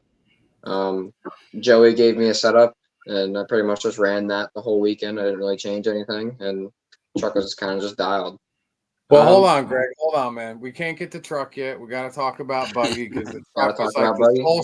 Oh yeah, this because you may not want to talk about buggy, but you crushed it in buggy. You did a fantastic job. So I don't know why you wouldn't be proud about talking about that. And then Truggy's like this whole separate little quick topic. I told you we're going to keep it to 10 minutes or less because we got 2 other guys to hit. But let's talk about your buggy run, man. I mean, literally, you had great qualifying. You were in the A. You finished, I think, 9th overall, right? 9th overall. I know you wanted to hit top 5, but and I know I know you well, so I know you're aggravated that you didn't get there. But in the short time, a lot of guys don't even get to where you are now, and to basically see your ability, man, it's only a limited amount of time before 9 moves up to 5, moves up to 3. So just tell us a little bit what qualifying was like for you, what you found difficult, what wasn't, maybe competition with some of the other pros, and then, maybe a little bit about your car, and then we'll jump into your truck. So yeah, buggy was it was okay from like pretty much most of the weekend. Practice went well. Seating went pretty good. Qualifying it was just difficult. That big triple in the middle of the track was so hard to land in buggy clean. Like that was a run killer for sure. So I had a couple of wrecks on that in qualifying, so that put me like back a little bit. Um, I mean, I felt good. I drove decent. It's just had a couple of costly mistakes, which in this field you have one mistake. I mean, you saw in the A mains, you have one mistake, you literally go from like 4th to last. It's pretty insane, especially with the 5-minute mains. Not really much time to catch up, but yeah, qualifying went okay. I was able to squeak the last spot in the A main to get 10th, and then in the A mains, the 3 of them, I felt like I had pretty good runs. I didn't like set the world on fire, but I didn't do anything like crazy. But I was able to get, I think it was a 7th and an 8th I managed to get in A main 1 and 3 for 9th overall. Definitely not where I wanted to be, but just my goal going into this race was just to make the A main because it was a pretty deep field this year. You had guys like Ethan Mechanic in the B main. I mean, come on, like it's not even fair. Exactly. So, what do you feel that you learned by running with that such high level competition versus, let's say, a regular Motorama where those guys aren't there? Well, you definitely learn not to wreck. That's one thing for sure. One wreck in that field is so costly. But a couple other things I learned, like what you said. Aside from the wreck, meaning like either driving style or temperament, how cool or aggravated you are necessarily running, or just Sounds like how they're patience. pitched. It's all about big thing. Like I told you, I was talking to you about this before. It's all mental. Everything in this game is mental. So that's one thing that I noticed. Like if you ever look at the pros on the driver's stand, they are stone cold. Even if they're having a bad run, they are stone cold. So like showing emotion on the driver's stand is like really like something that you shouldn't do, because anytime that you're like thinking about like talking on the driver's stand, or maybe you're mad, you had like a wreck, like that's 1 minute that you're not focusing. You know what I mean? Like when you're there, you got to be fully locked in. So that was my big thing that I learned this weekend. Other thing too, got to be very very smooth, perfect. You can't like. I found myself in the mains like sometimes I get into a good spot and then I take like a safe lap. You know what I mean? Like take a lap where you go a little bit more cautious, and in this field you lose so much time. You take one safe lap, even if it's just like say you're normally running a 30.5. Say you take a lap or two where you run like a low 31. That second's hard to make up. You know what I mean? Like any little tenth matters. So you gotta be on it pretty much the whole time. Well, you were on it the whole time, brother. You just got to keep it up. Just keep maintaining that focus. All right, so let's jump to truck, right? For most people who don't know Greg Harmer, and most people that don't follow you, right? You don't run truck. You never raced truggy before. You get your first truck, you and your pop put it together. and then you come and race it at Motorama. Is that correct? Yep, this is my first time ever running the truck. I built it all myself for first kit I've ever built all myself. Everything ran fine, no mechanical failures, which I definitely for sure thought those solder joints were gonna pop off, but they were fine. Everything was fine. The solder joints all held up, huh? Yeah, they all held up. Position 4, man. Position 4. I mean, like, first time running truck, drop the mic. Not bad at all. Not bad at all. Not bad at all, man. Not bad at all. We were real proud of you. Just watching you run out there was, sick. And then especially running truck was just like, awesome, man. You were right in the mix of, you were right in it. It was awesome. Yeah. How'd your parents feel about it? My parents, they're happy about it. They don't really care where I get. They kind of care like how I drove. You know what I mean? Like my dad really harps on me about hitting the inside pipes. If you ever talk to him, they'll tell you all about it. But yeah, I could have not even made the A main, but if I drove good, like they're kind of happy. They don't really they're not so hard on me. Like, hey, we're going to this race. You gotta win. You gotta be third. Like it's not really like that. They don't really put that kind of pressure on me.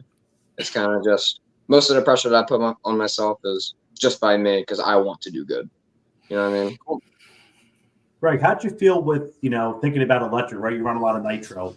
These electric mains were 5 minutes. It was triples, but they were 5 minutes. From a pressure perspective, compared to say a 30 or 45-minute or 60-minute nitro race, how does that? Does it just feel like all the pressure is condensed?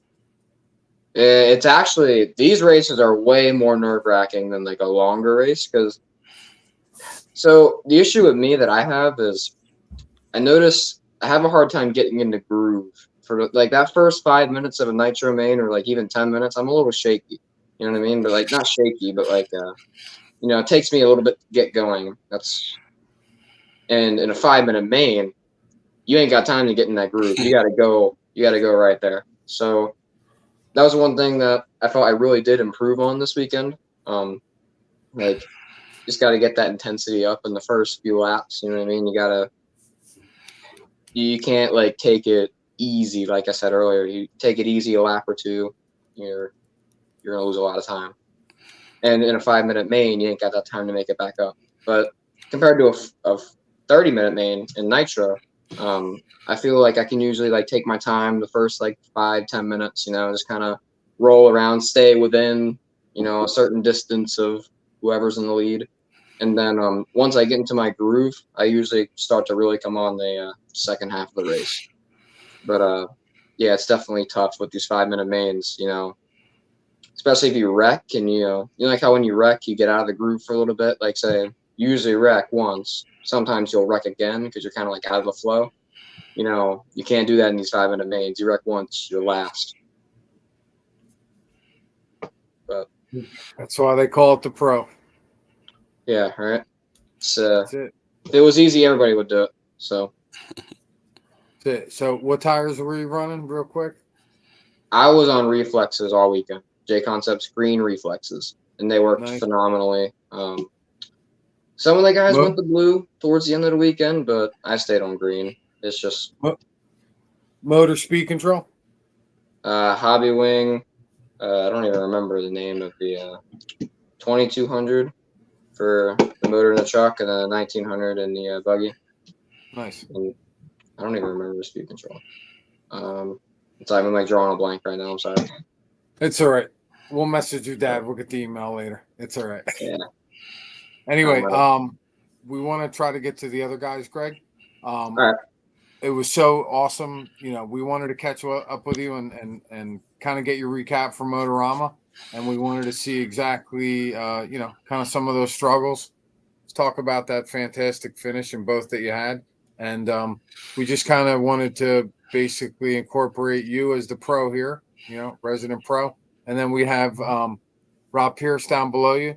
Rob Pierce is our 40-plus Masters A-Main winner, and we're going to hear a little bit not a winner. about Rob's He experience. wishes. Not a winner. Well, you know something? You're a winner to us.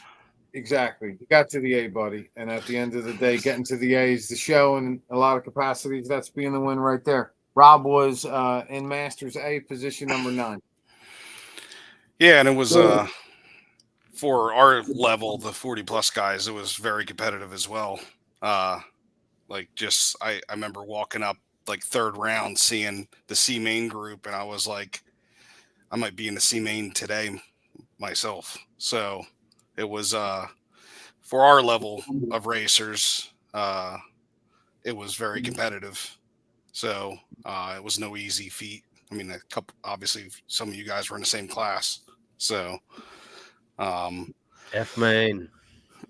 well, you were pretty busy and you missed your main. So Yeah, I missed my main. Yeah, Toby told us about that. I don't wanna.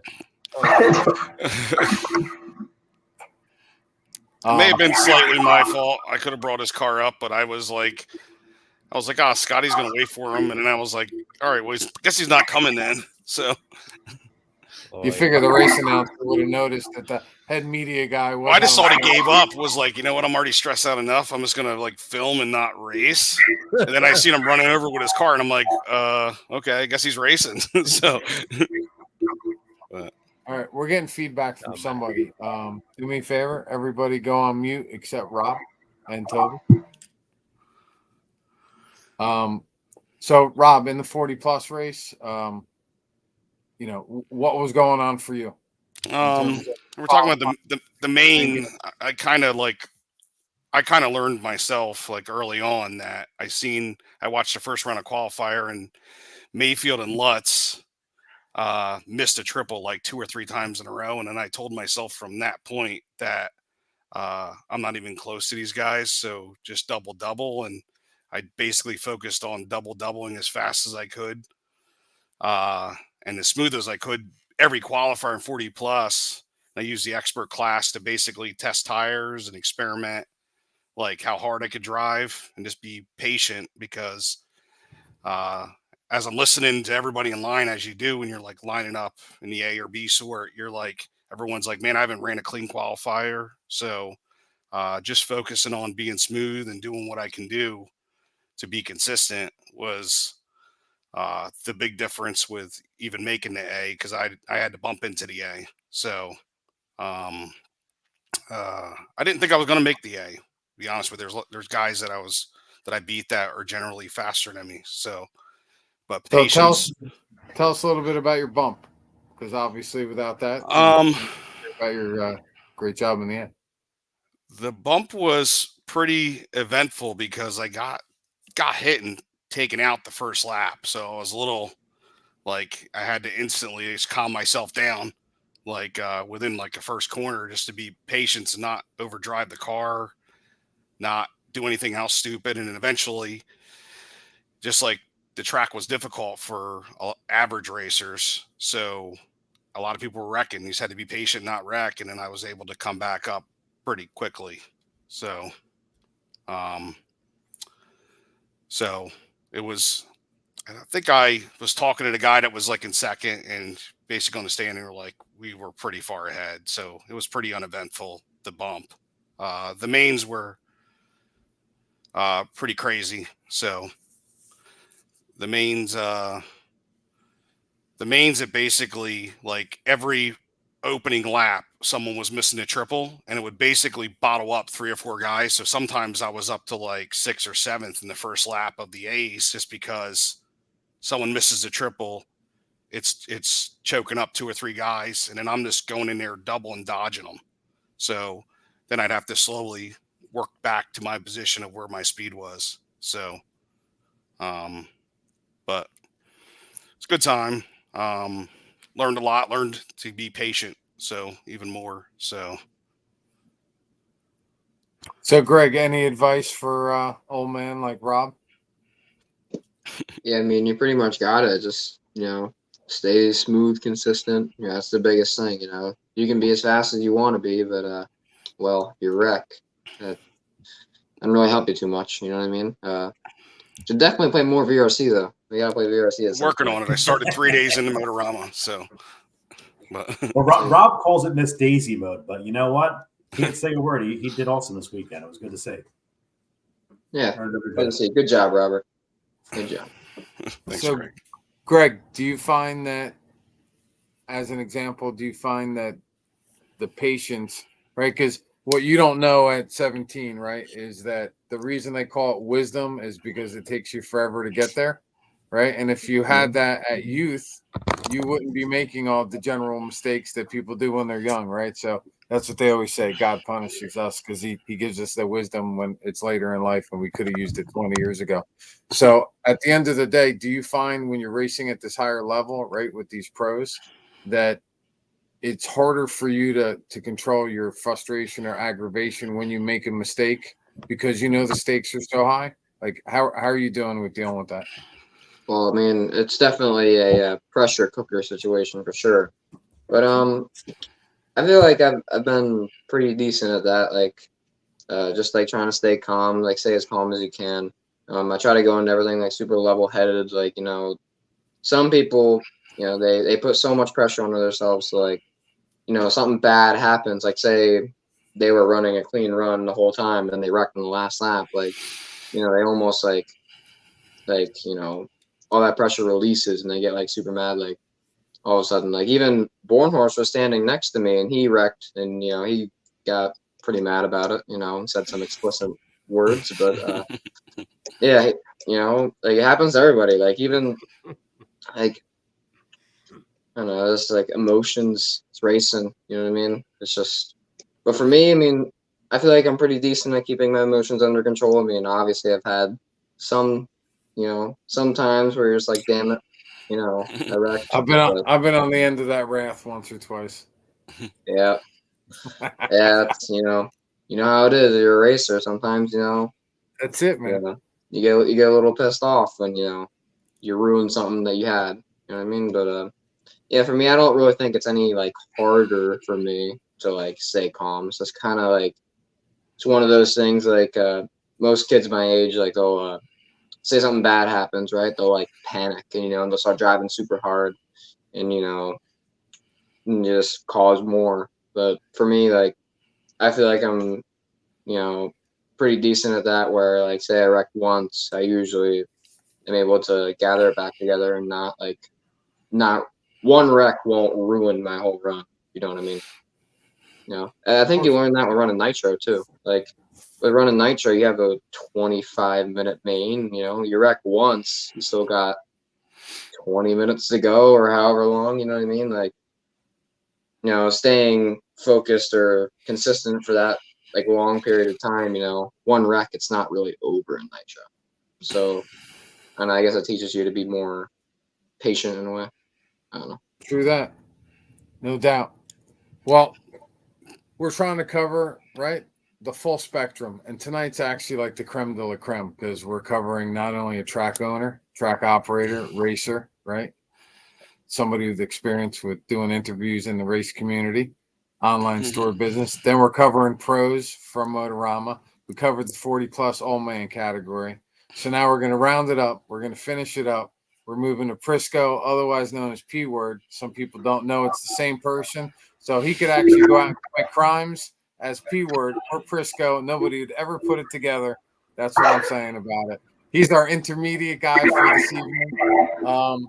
The reason I make that mention is because it was so funny. I don't think Alan knew that Prisco and P-Word were the same guy until about 3 or 4 days ago. So Prisco, you were running intermediate? Yes, I did. Everybody's got to go on mute again, except Prisco. Hey, how's everybody? I think you're the potential echoer, Prisco. We're doing great though. Toby. Is that better now? Yeah, you got to turn your speaker down a bit, P-Word. I think that's what the problem is. If you can. Just fading back.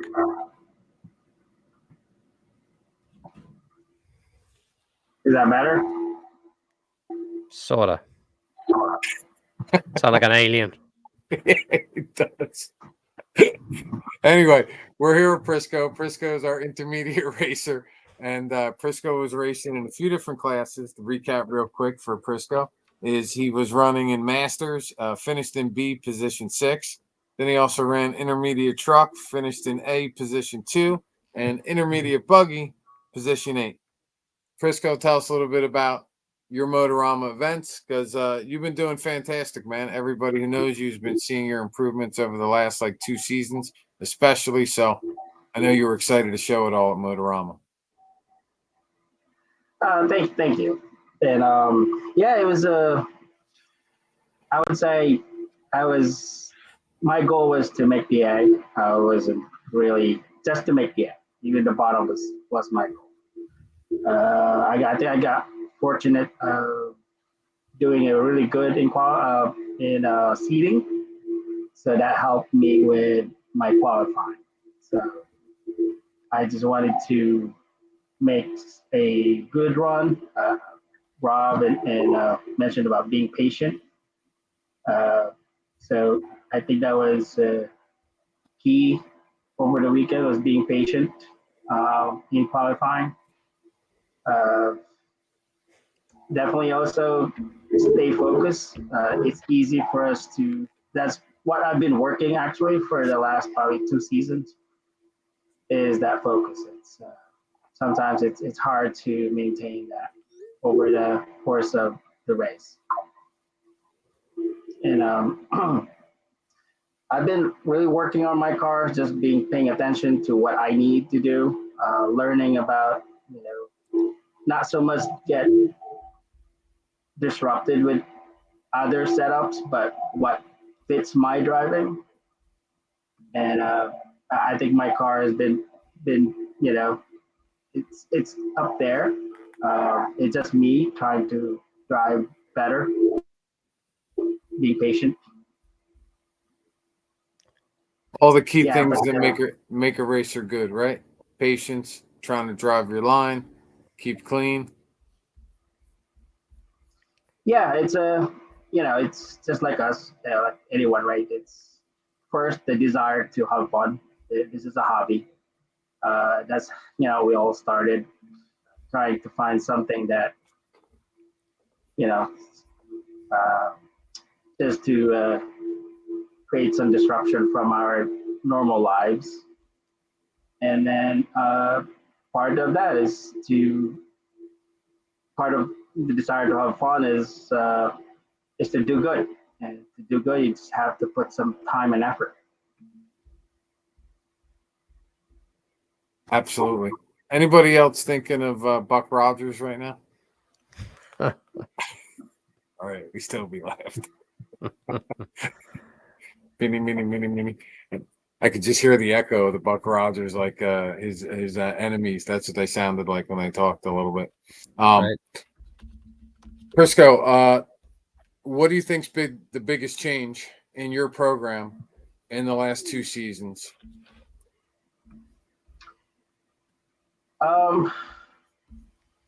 I'd say just really continuing to learn. Don't be afraid to make some changes. Also, what do you call this? Also, like just examining what you did wrong on something and how you can do better. That's pretty much in all aspect, like even on my driving. Breathing is one, because sometimes you stop breathing and then you get stiff. That's huge. It's quite a challenge, by the way. So, Greg, how do you feel about that? Do you notice that your breathing changes at your level when you're driving? You holding your breath? You breathing? What's going on? I'm not even quite sure, honestly. I just kind of go on autopilot. You know what I mean? Like how when your body almost goes on autopilot sometimes, when you're doing things. That's just kind of how racing is for me. I'm not really paying attention to my breathing. I told you guys earlier. He's got the extra little gift. He doesn't even think about breathing. The rest of us are like, all right, breathe deep, breathe deep. Greg's just in a whole different zone.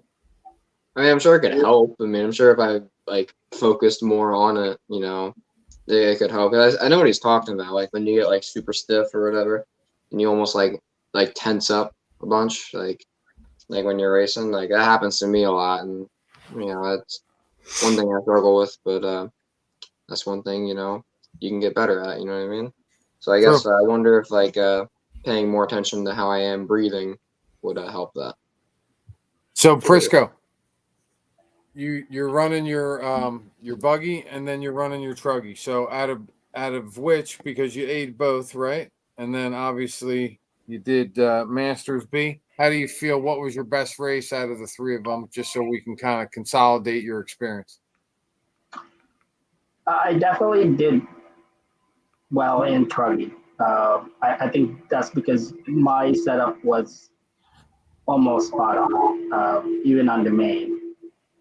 On the buggy, it was really good in qualifying. I think the suspension was a bit light or too light in the main when the track got really hard. So it was much harder to drive. Okay. Like I think Rob mentioned earlier about being patient and sticking to where you're comfortable. I think one of the mains of the truck, I stuck to the double, and I lost a lead there in the last lap just because of doing that. But that's where I was sticking to where I was comfortable. And if I did try to make the triple and make a mistake, that would probably end my, run for a second. All right. What kind of tires were you running? I was running green reflex in practice, but by Why are you? Oh, I'm sorry, Prisco. Hold on. Why are you laughing, Kevin? Krista, unmute. Oh, you're on mute. We can't hear it. I got to hear what he's laughing about. He's laughing his ass off, but we can't hear why he's laughing. And now you want to mute. You won't let us know. All right. It's past their bedtime. I think they're losing it. All right, Prisco. I know you're running with J Concepts. You and I already talked about that. What tread pattern were you running? What compound? Pretty much from the second seating, I was already running green relapse until the main where I was running blue relapse. Okay. Yeah. What about your engine and speed control package? I'm running Hobby Wing. Nice. On the truck, I'm running the 2250, and buggy, I'm running actually an on-road motor, the 2000 kV. Okay. All right. Well, that's a great picture of you up there. I'm sure that one's going to be in your pit room. Well earned, brother. Well earned. Thank you. Hey, just by the pictures, I gotta give a shout out to Quentin there. Quentin had a kick-ass race too. Really improving. All right, so we basically just touched on a little bit of a recap with our races from Motorama, and I just want to say thanks, Greg, for making some time and coming back on the show. We would definitely like to touch base with you again later this season, Greg, just to see how you're doing in this 2024 season. Want to follow up with where we started, just kind of see your progression. We're all super excited for you, man. The more you continue, the more that you might head towards that pro status. We're all super excited to be able to take the ride with you. My nickname's for you, Hammer, and I got the first signed tire up there from you that I got signed at LCRC. So I know you're going to make it happen. So it can be the real deal. In the meantime, focus on school. This is just, fun. At the end of the day, you got to make sure you got something to lean back on. We talked about that in the pits as well. Get that book, Greg, Invisible Speed, or talk to Kevin because he's got the experience and you have a close relationship with him. Learn about setup. Try to learn some more. Greg's a guy, by the way, if you guys don't know it, Greg's raw talent. Greg basically runs a basic setup sheet. He doesn't really do much modifications at the track at all. So if you can take a guy like Greg and he's running at the rate that he is now, just on a basic setup sheet, which half the time is given to him in a wrong for where he's racing, in my opinion, because how could it be right? Only Greg's going to know if it's right at that track. He's going to be killer. So my nickname for Greg is Hammer, not Harmer. So I know he's going to hammer it through this season. So thanks a lot for coming out. Rob P, known you for years. Always great and fun time racing with you. Spent some time in line till you checked out, and of course went to your proper position. I will do my best to fill the void in the lower mains as you move up. P-Word, always fun hanging out with you. You're always great for free scotch at the LCRC looking for your camper. So make sure the bottle's still filled on the opener, because I'll be knocking for some. And wait, a lot of people 12. What's that? What'd you say, Tom? I said a lot of people listen to this podcast, like 12 people. So be sure you bring some extra scotch. Bring a case this time. We can't thank you guys so much, Kevin and Christa, for coming out. It was a really great time talking with you guys, and I look forward to seeing you guys in person next time. I never really got an opportunity to get to know you as well as obviously Tom and Toby. So I feel like this is really the first time we had an opportunity to kind of connect on an RC level where it wasn't retail through the cash register as I'm paying for my race. I'd talk more if she'd let me. Thanks again for having us on. It was a pleasure to be here. We were really glad to finally get it all to work out, and just thanks for having us. Yeah. Pleasure. Well, we love being able to carry your logo and to be able to expose. One of the funny things is, if you look at our prelim logo, as Toby did a great job setting up for us, one of the tracks that you guys might not be familiar with is a small indoor track in New Jersey called Jersey RC Racing Promotions that a friend of mine operates, right? So part of the connection with him and being involved in the podcast, and you guys obviously being in a different state, right, than we are, let's say, is that we try to run your logo so that we give experience to those racers that are running at a 10 scale level, and they might have experience because they're watching him in this podcast or the affiliation, and then they get exposed to an LCRC or a Barnstormers or Trains and Lanes, and the next thing you know, that 10 scale guy's either running oval at your track or he's running 8 scale.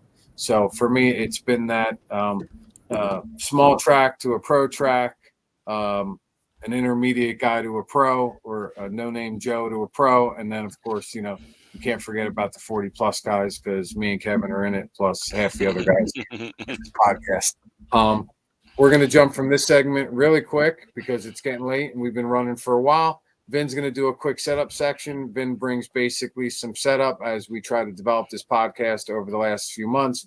I met Vin at a couple of the local events, and we had talked about, and he brings up a setup portion, which I think a lot of the guys really enjoy. So we're going to let him take it from here. Wow, we're 2 hours in. So we're going to talk about kick up and caster tonight. If any of you guys are tired and you guys want to leave the studio, you're more than welcome to. I won't get offended if you guys want to pop out of here. Go for it, guys. I see you guys. I'll see you guys. Good night. I could tell me. I knew he was going there. You got to stick around. I need you, buddy. So kick up. We're going to start off with kick up. That's the angle of the front lower arm in relation to the chassis. Okay. I'm trying to breeze through it pretty quick. Changing the kick up angle is going to affect the total caster. Okay. So we're going to talk about kick up first, and then we're going to get into the caster. Kick up adjusts the amount of weight transfer to and from the front end. So as you hit the brakes, loading the front end, as you accelerate, loading the rear end. We adjust this kick up using the pills and the A and B blocks. So your A and B blocks can be adjusted to go up and down. At least on the AE car, we can only adjust up and down. So that's how you adjust your kick up. Now, with more kick up, go to Vin. Go to Vin. We have. I got it. All good. He's tired. He's a couple of days out of motor off. All good. All good. We're having fun. More kick up is more weight transfer. So it's going to improve handling on rough tracks. It's going to give you a softer feel. It's going to handle the bumps better. It's less initial steering, but more mid-corner and exit steering. Okay, with more kick up, less kick up. There's going to be less diving. There's going to be less loading the rear end. Basically, your front end's going to be a little bit. It's going to feel a little bit stiffer. It's going to be better on smoother tracks. It's going to be better on high grip tracks. So it reduces the total amount of caster, and you have more response with the steering going into the corners, and you're going to have a little bit less mid corner and exit. Okay, and that pretty much sums up kick up. Quickly, we'll get right to caster. Okay, so caster is the angle of the front steering block when you compare it to the horizontal chassis. That means the deck, the bottom. So adding adding kick up gives us our total caster angle, and adding more caster kind of has a self-centering effect. All right, and I'll get into that. As it progressively leans the top of the tires, like as you get into more caster, it's going to progressively lean the tops of the tires into the corner more. So the tires have the ability to dig into the corner a little bit more, but also have less contact patch with the ground. So that's going to give you less, initial turn-in due to the angle of those tires. So we're talking about more caster. We're talking about this car. You can see this tire is leaned in a lot more than this tire is leaned in. You can see the angle of it. And the only thing different here, they're the same cars actually. And the only thing different is the caster. So you can see here how this can carve through a corner a little differently. It's self-centering because see how it's kicked over? So it kind of wants to self-center itself. So that increases your straight line stability. It's going to be better for bumpy tracks. It's going to be smoother on high grip tracks. Because the tilted tires have less contact patch, there is less turn-in and less steering into the corners. But as you get on power, you're going to find yourself with more mid-corner and exit steering. So it's a give and take, and it may require more camber for it to work correctly. You're going to have to play with that camber level. Less caster, all right, is going to be better on low grip because it helps kind of swing that car into the corner. It helps initiate the turn, get it turning, and then you're going to find yourself with more off-power steering and turn-in, but you're going to sacrifice mid-corner and on-power steering for that. It's better suited for small technical tracks with 180s where you're going to swing it around, tighter track. So you adjust your caster on the AE pillow ball cars. We just move this upper arm forward and back to adjust the caster. However, on a C-Hub car, you got to take the front end apart right here on the corner, and you got to replace that caster block with a different angle.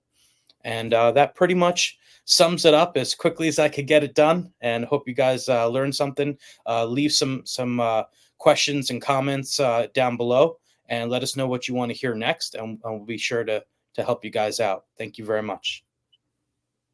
Ben, that was awesome, man. Especially with having both cars next to each other, so you could actually see the difference in the caster block.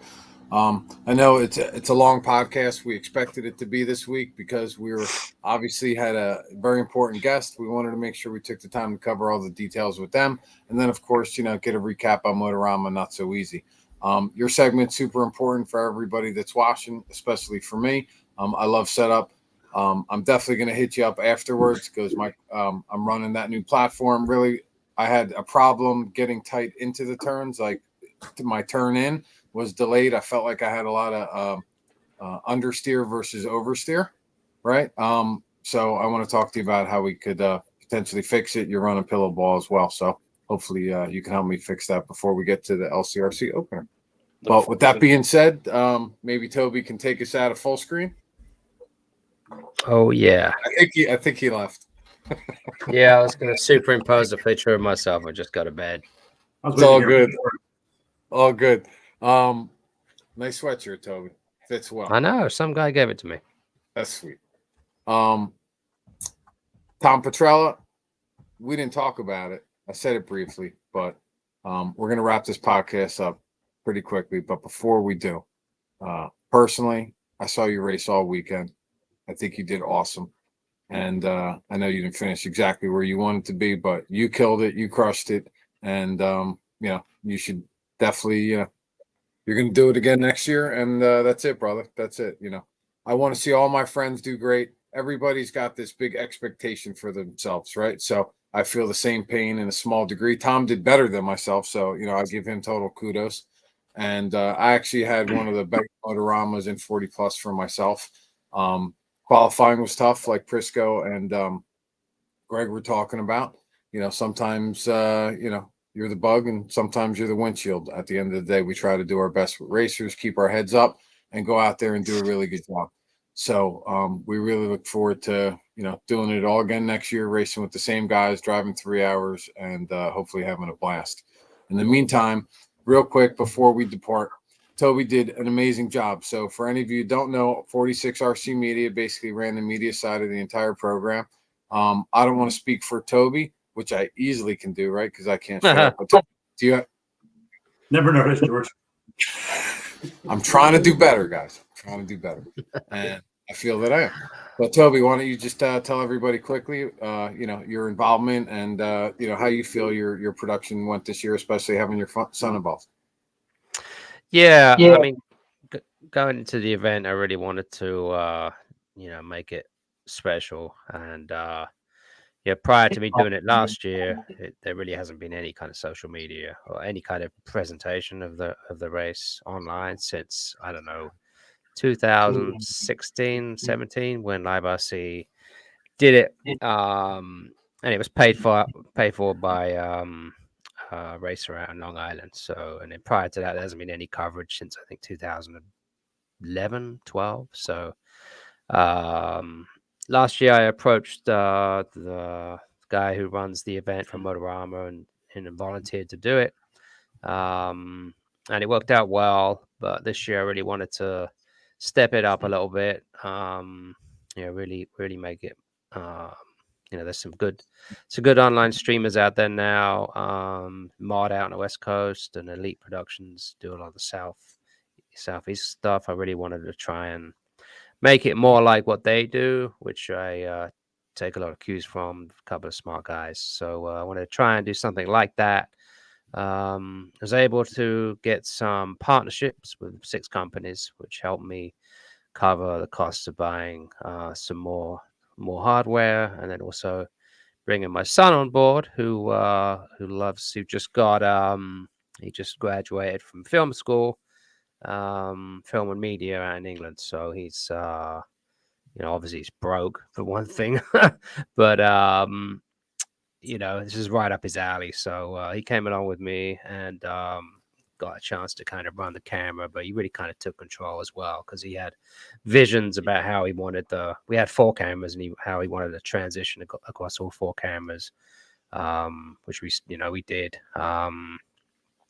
And he got a little better with the camera, following the cars. I think he still has a little bit more to learn on that, but it's also very tricky to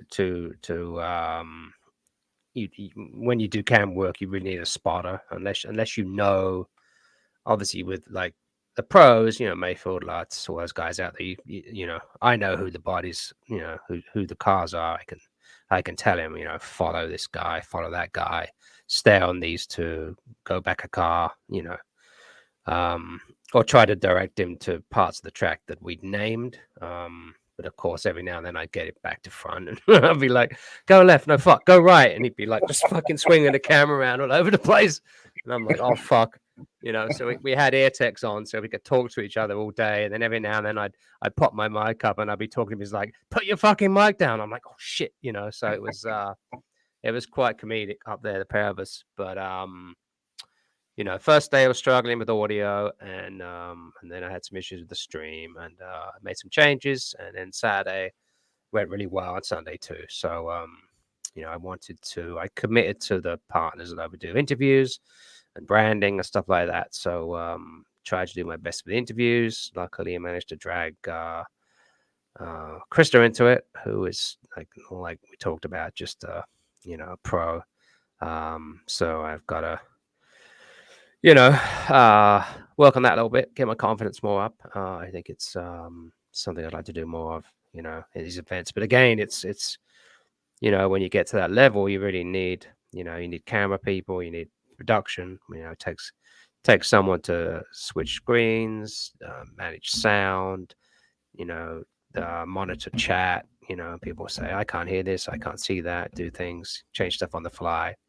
and then someone who can do interviewing. So, it takes a bit, the more you want to do, the more you realize you need all these different people to kind of make it what you want it to be. So, we go into the summer, and I'll be doing, obviously, LCRC's events, which again is kind of like a partnership with them. So I know that we have some ideas about making it even better than what it's been. And then probably Rohan has his Big Apple race in July. So hopefully we can, step up to some of that, make that a little better. That's his 10th year of doing that event. So, I'm pretty happy. I'm glad it's over, to be honest, because a lot of prep work, a lot of getting out of bed at 5 a.m. and working on OBS and plugging all things up and making sure things work, and then making plans, drawing pictures, writing notes. Yeah, that's it. Hey, Greg, we keeping you up? Dude, it's been a long day for me. Yeah, all right. I was up at 5 a.m., went to the Yeah, gym. yeah. We all went to work. We all went to work, brother. Anyway, the point being is, Toby, great job. I wasn't cutting you off there. I was just saw Greg give two yawns. I had to basically interrupt that. But you did a fantastic job. I think your son did a great job as well, mixing in with Scotty and the racers. And I think the most important thing, other than a fantastic job that you're doing, and obviously every time you do it, you get better and better, right? But it's the working with Scotty, and most importantly, it's, dude, this whole new dichotomy with your son. I mean, if you thought about it 10 years ago, right, you wish he was racing with you, and maybe he didn't like racing, right? And you're like, fuck, my son maybe isn't into racing. And now fast forward, it's like he's on the stand with you. You're doing what you love to do as a hobby within the hobby, and now you got him with you. So I think that's totally awesome. And the ability to hang out on a weekend with your son, have a good time, go out and have a few brews afterwards, Exactly. Kudos, man. I think that's really, really special. Can't put a price tag on it. You got to find some more tasks, Toby, so this way you don't miss your main next time. Yeah, I know. But I also, a little bit more. I mean, there was a degree of me fucking up as well. I hadn't realized, that it was where we were, race 5. I figured, I think I'm in race 6. I got plenty of time, and then all of a sudden, oh fuck, it's race 5. So maybe I was a little bit to blame for that, but I thought that Pierce would have had my shit ready for me at least. You know what I mean? Like a body on it and some body clips. So I'm throwing. I'm throwing. It's nothing's plugged in. It's just lying there. And I run in and I'm like, I can't even find fucking body clips. And I'm like, body clips. I just stole them off Bob's desk. And then I put the thing on and my motor's loose. I'm just, oh shit. When I heard my name called, then the race start, I'm like, oh Jesus, But whatever. It was still fun. I got to race a little bit, and enjoy a little track time. So layout was a lot of fun. There's a little message. P-word, go on mute. Thank you. There's a message there. Give your car to Petrella, not Pierce. You use the wrong P. Yeah, that's right. I would have had that for you. Be in the A main. All right. We got to cut it. We got to cut it quicker because we're running super late. So Tom, before we go, right? I didn't forget. It's the last thing on my notes here. Let's go. What do you got? Nah, just I kind of gave you guys a little hint about what's going on, but we're going to have a new outdoor track down here in South Jersey. So looking to put something in, as Kevin was talking about before, we really don't have a ton of club racing around. It's kind of dwindled away. Family hobbies was huge for the longest time here. And just trying to put something together. If you guys know Jim Lilly, I'm not sure how many of you guys have met Jim. Yeah, Lilly. I know Jim. Jim's good people, super duper hard worker, super smart guy. His grandson's really into racing, which is kind of awesome to watch those two race together. Jim and I have talked about doing an outdoor track for years and just never kind of coordinated. I was going to do something on some property I have back behind my house. Thought about a bunch of different things. And Jim, not too long ago, found a piece of property for us to put a track in down in Clayton, New Jersey. Right around Rowan University for people that are trying to get an idea of where it's at. Toby's got a real rough sketch of what we have there. But right now we're going to start out with 140 by 80 tracks. It's about a 500-foot race line. We've been working on it pretty diligently. I shouldn't say we. Jim's been busting his ass on it every day. I'm there as much as I can to help him out. but looking to get something rolling for South Jersey, Southern Philadelphia area. I mean, look, we lost Mushroom Bowl. Family Hobbies is gone. We want to get club racing back and get something going local. So really excited to do it. We got room to expand if we need to, but we're certainly looking to walk before we run. But how far is Clayton, let's say, from Vineland? From Vineland, 15 minutes. All right. So from the Parkway, how far is it? Down in that Vineland. If you're coming down to Parkway, you're probably 40 minutes off the Parkway. I mean, it's 30 minutes from my house, about 35 minutes from where I live. All right. So it's like going to Vineland. Yeah. Yeah, it's not much further. It's kind of just a little different. Instead of going fully all south of Vineland, you're kind of you're jogging a little further west. Gotcha. All right. That's near Millville, right? Yeah, north of Millville. So it's even closer than that. 55? Is it off 55? Right off 55. Oh, yeah. man. If you guys know, if you look, I mean, we're 10 minutes, not even, we're 5 minutes from Rowan University, and Rowan's got 55 right there. And everything else, a lot of roads lead that way towards Glassboro. But good location, awesome dirt, big facility. It's fenced in. I'm excited for it. Looking forward to doing some race. I know a lot of the guys that come to Rhythm now are doing carpet racing. Have been trying to, like, hey, when are you gonna do an outdoor track? And I really didn't think I was going to do it. It wasn't really in my plans, but I'll be honest. I probably wouldn't be a good partner with a lot of people, but Jim Lilly's good people and hard worker. Trust him totally. So looking forward to doing with him, and we're gonna have a lot of fun. That's awesome, Tom. Maybe it becomes that 15-year overnight success.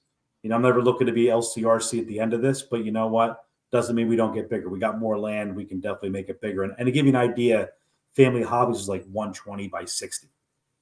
G's, I think, is like 160 by 80. So we're right along that size. We're bigger than Family obviously was, and about the same size as what G's has been. Going to run nitro. Going to run truggy, buggy. Hopefully get some 10 scale guys if they want to run that. But looking forward to having a good time. That's sweet. I'm putting in a reserve for my pit spot right now. No problem. Reserve me a Super spot. Stoked. Hey, man. We try to do something in Wall Township for New Jersey. We did it for 3 years till the town, basically shut our facility down. So I'm super stoked that you took the endeavor. It's anybody who's never built a track and only goes to it has no idea what it's like. No idea. It's not just moving dirt around and building some jumps with a machine, because that's not what brings people out to your track. Maybe some bashers, but when you want to have races, you got to invest the time. You got to put in the stuff. You got to do it right. If you need anything from me, do me a favor before you buy pipe. Just give me a call, because we know some people in construction. Probably help you out with the cost. Obviously, you're going to price shop it anywhere, but anything that we can do, anything construction related material that we could help you out with. I got some friends and some building wholesale accounts. So definitely reach out. Awesome. Cool. When do you think you'll have it? Sorry? When do you think you'll have it? We're pretty much almost at a point where we're waiting. Honestly, we ordered the pipe already. We're waiting for the pipe to come in. Okay. Cool. So, and kudos to Kevin earlier. Kevin gave me his contact where he gets his pipe for his track. And I called around, and George, I actually reached out to you and got, the name of your guy, and price wise, the guy Kevin gave me to was awesome. So we're kind of waiting on that. The guy's got to wait to get a big truckload. We ordered 1,500 foot of pipe. So he says he gets a truck like every 2 months, but he's expecting one in the next 2 or 3 weeks. So once that pipe's in, we should be ready to go. So I'm hopeful for mid-April. I got Nice. PNB at the beginning of April, but we should be able to get rolling by mid-April, if not sooner. Look, you guys here, I'd love to have you guys come down on a Saturday or Sunday, just before I even announce a race, to be sure to, hey, all the bugs are worked out, right? As the saying goes, you got one chance to make a first impression. So I want to make sure that everything's right.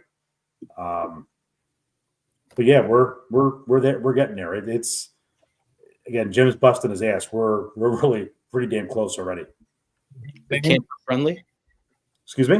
Camper friendly? No, not going to be camper friendly. I mean, it's behind another business. So it's not going to be camper friendly. We're really just going to run club racing, one day type of events. We're not going to have any lights out there right away. look, just to level set the expectations with you guys and anybody that's listening, we definitely want to walk before we run. If anything, we saw what happened at Wall, right? You guys at Wall invested a lot of money and a lot of time, only to have the township say, ain't going to happen anymore. And then you're kind of stuck holding the bag. So our goal is certainly to walk before we run. It's not going to be camper friendly up front because it's behind another business right now.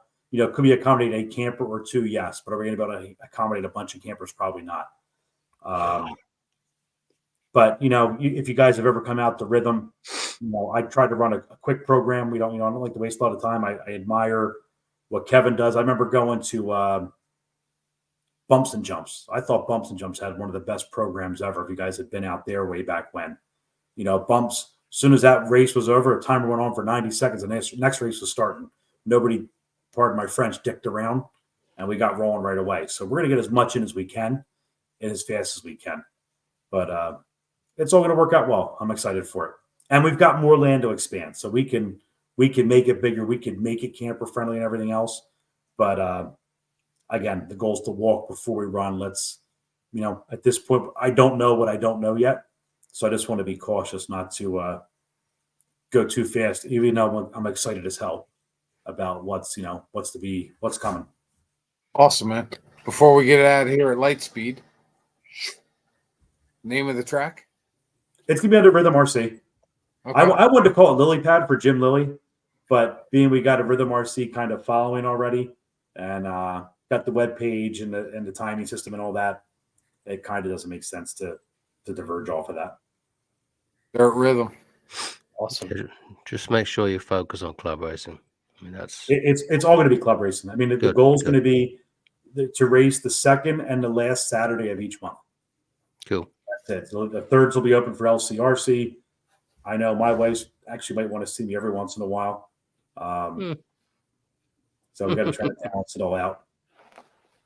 You have a huge moto following down in that region. I think it's going to be a huge success, Tom. Thanks, man. I appreciate it. I'm excited for it. It's going to be. Look, I just want club racing back. I mean, Rhythm has been extremely rewarding to me. It's not a huge moneymaker. Does it pay for my 10 scale program? Yeah.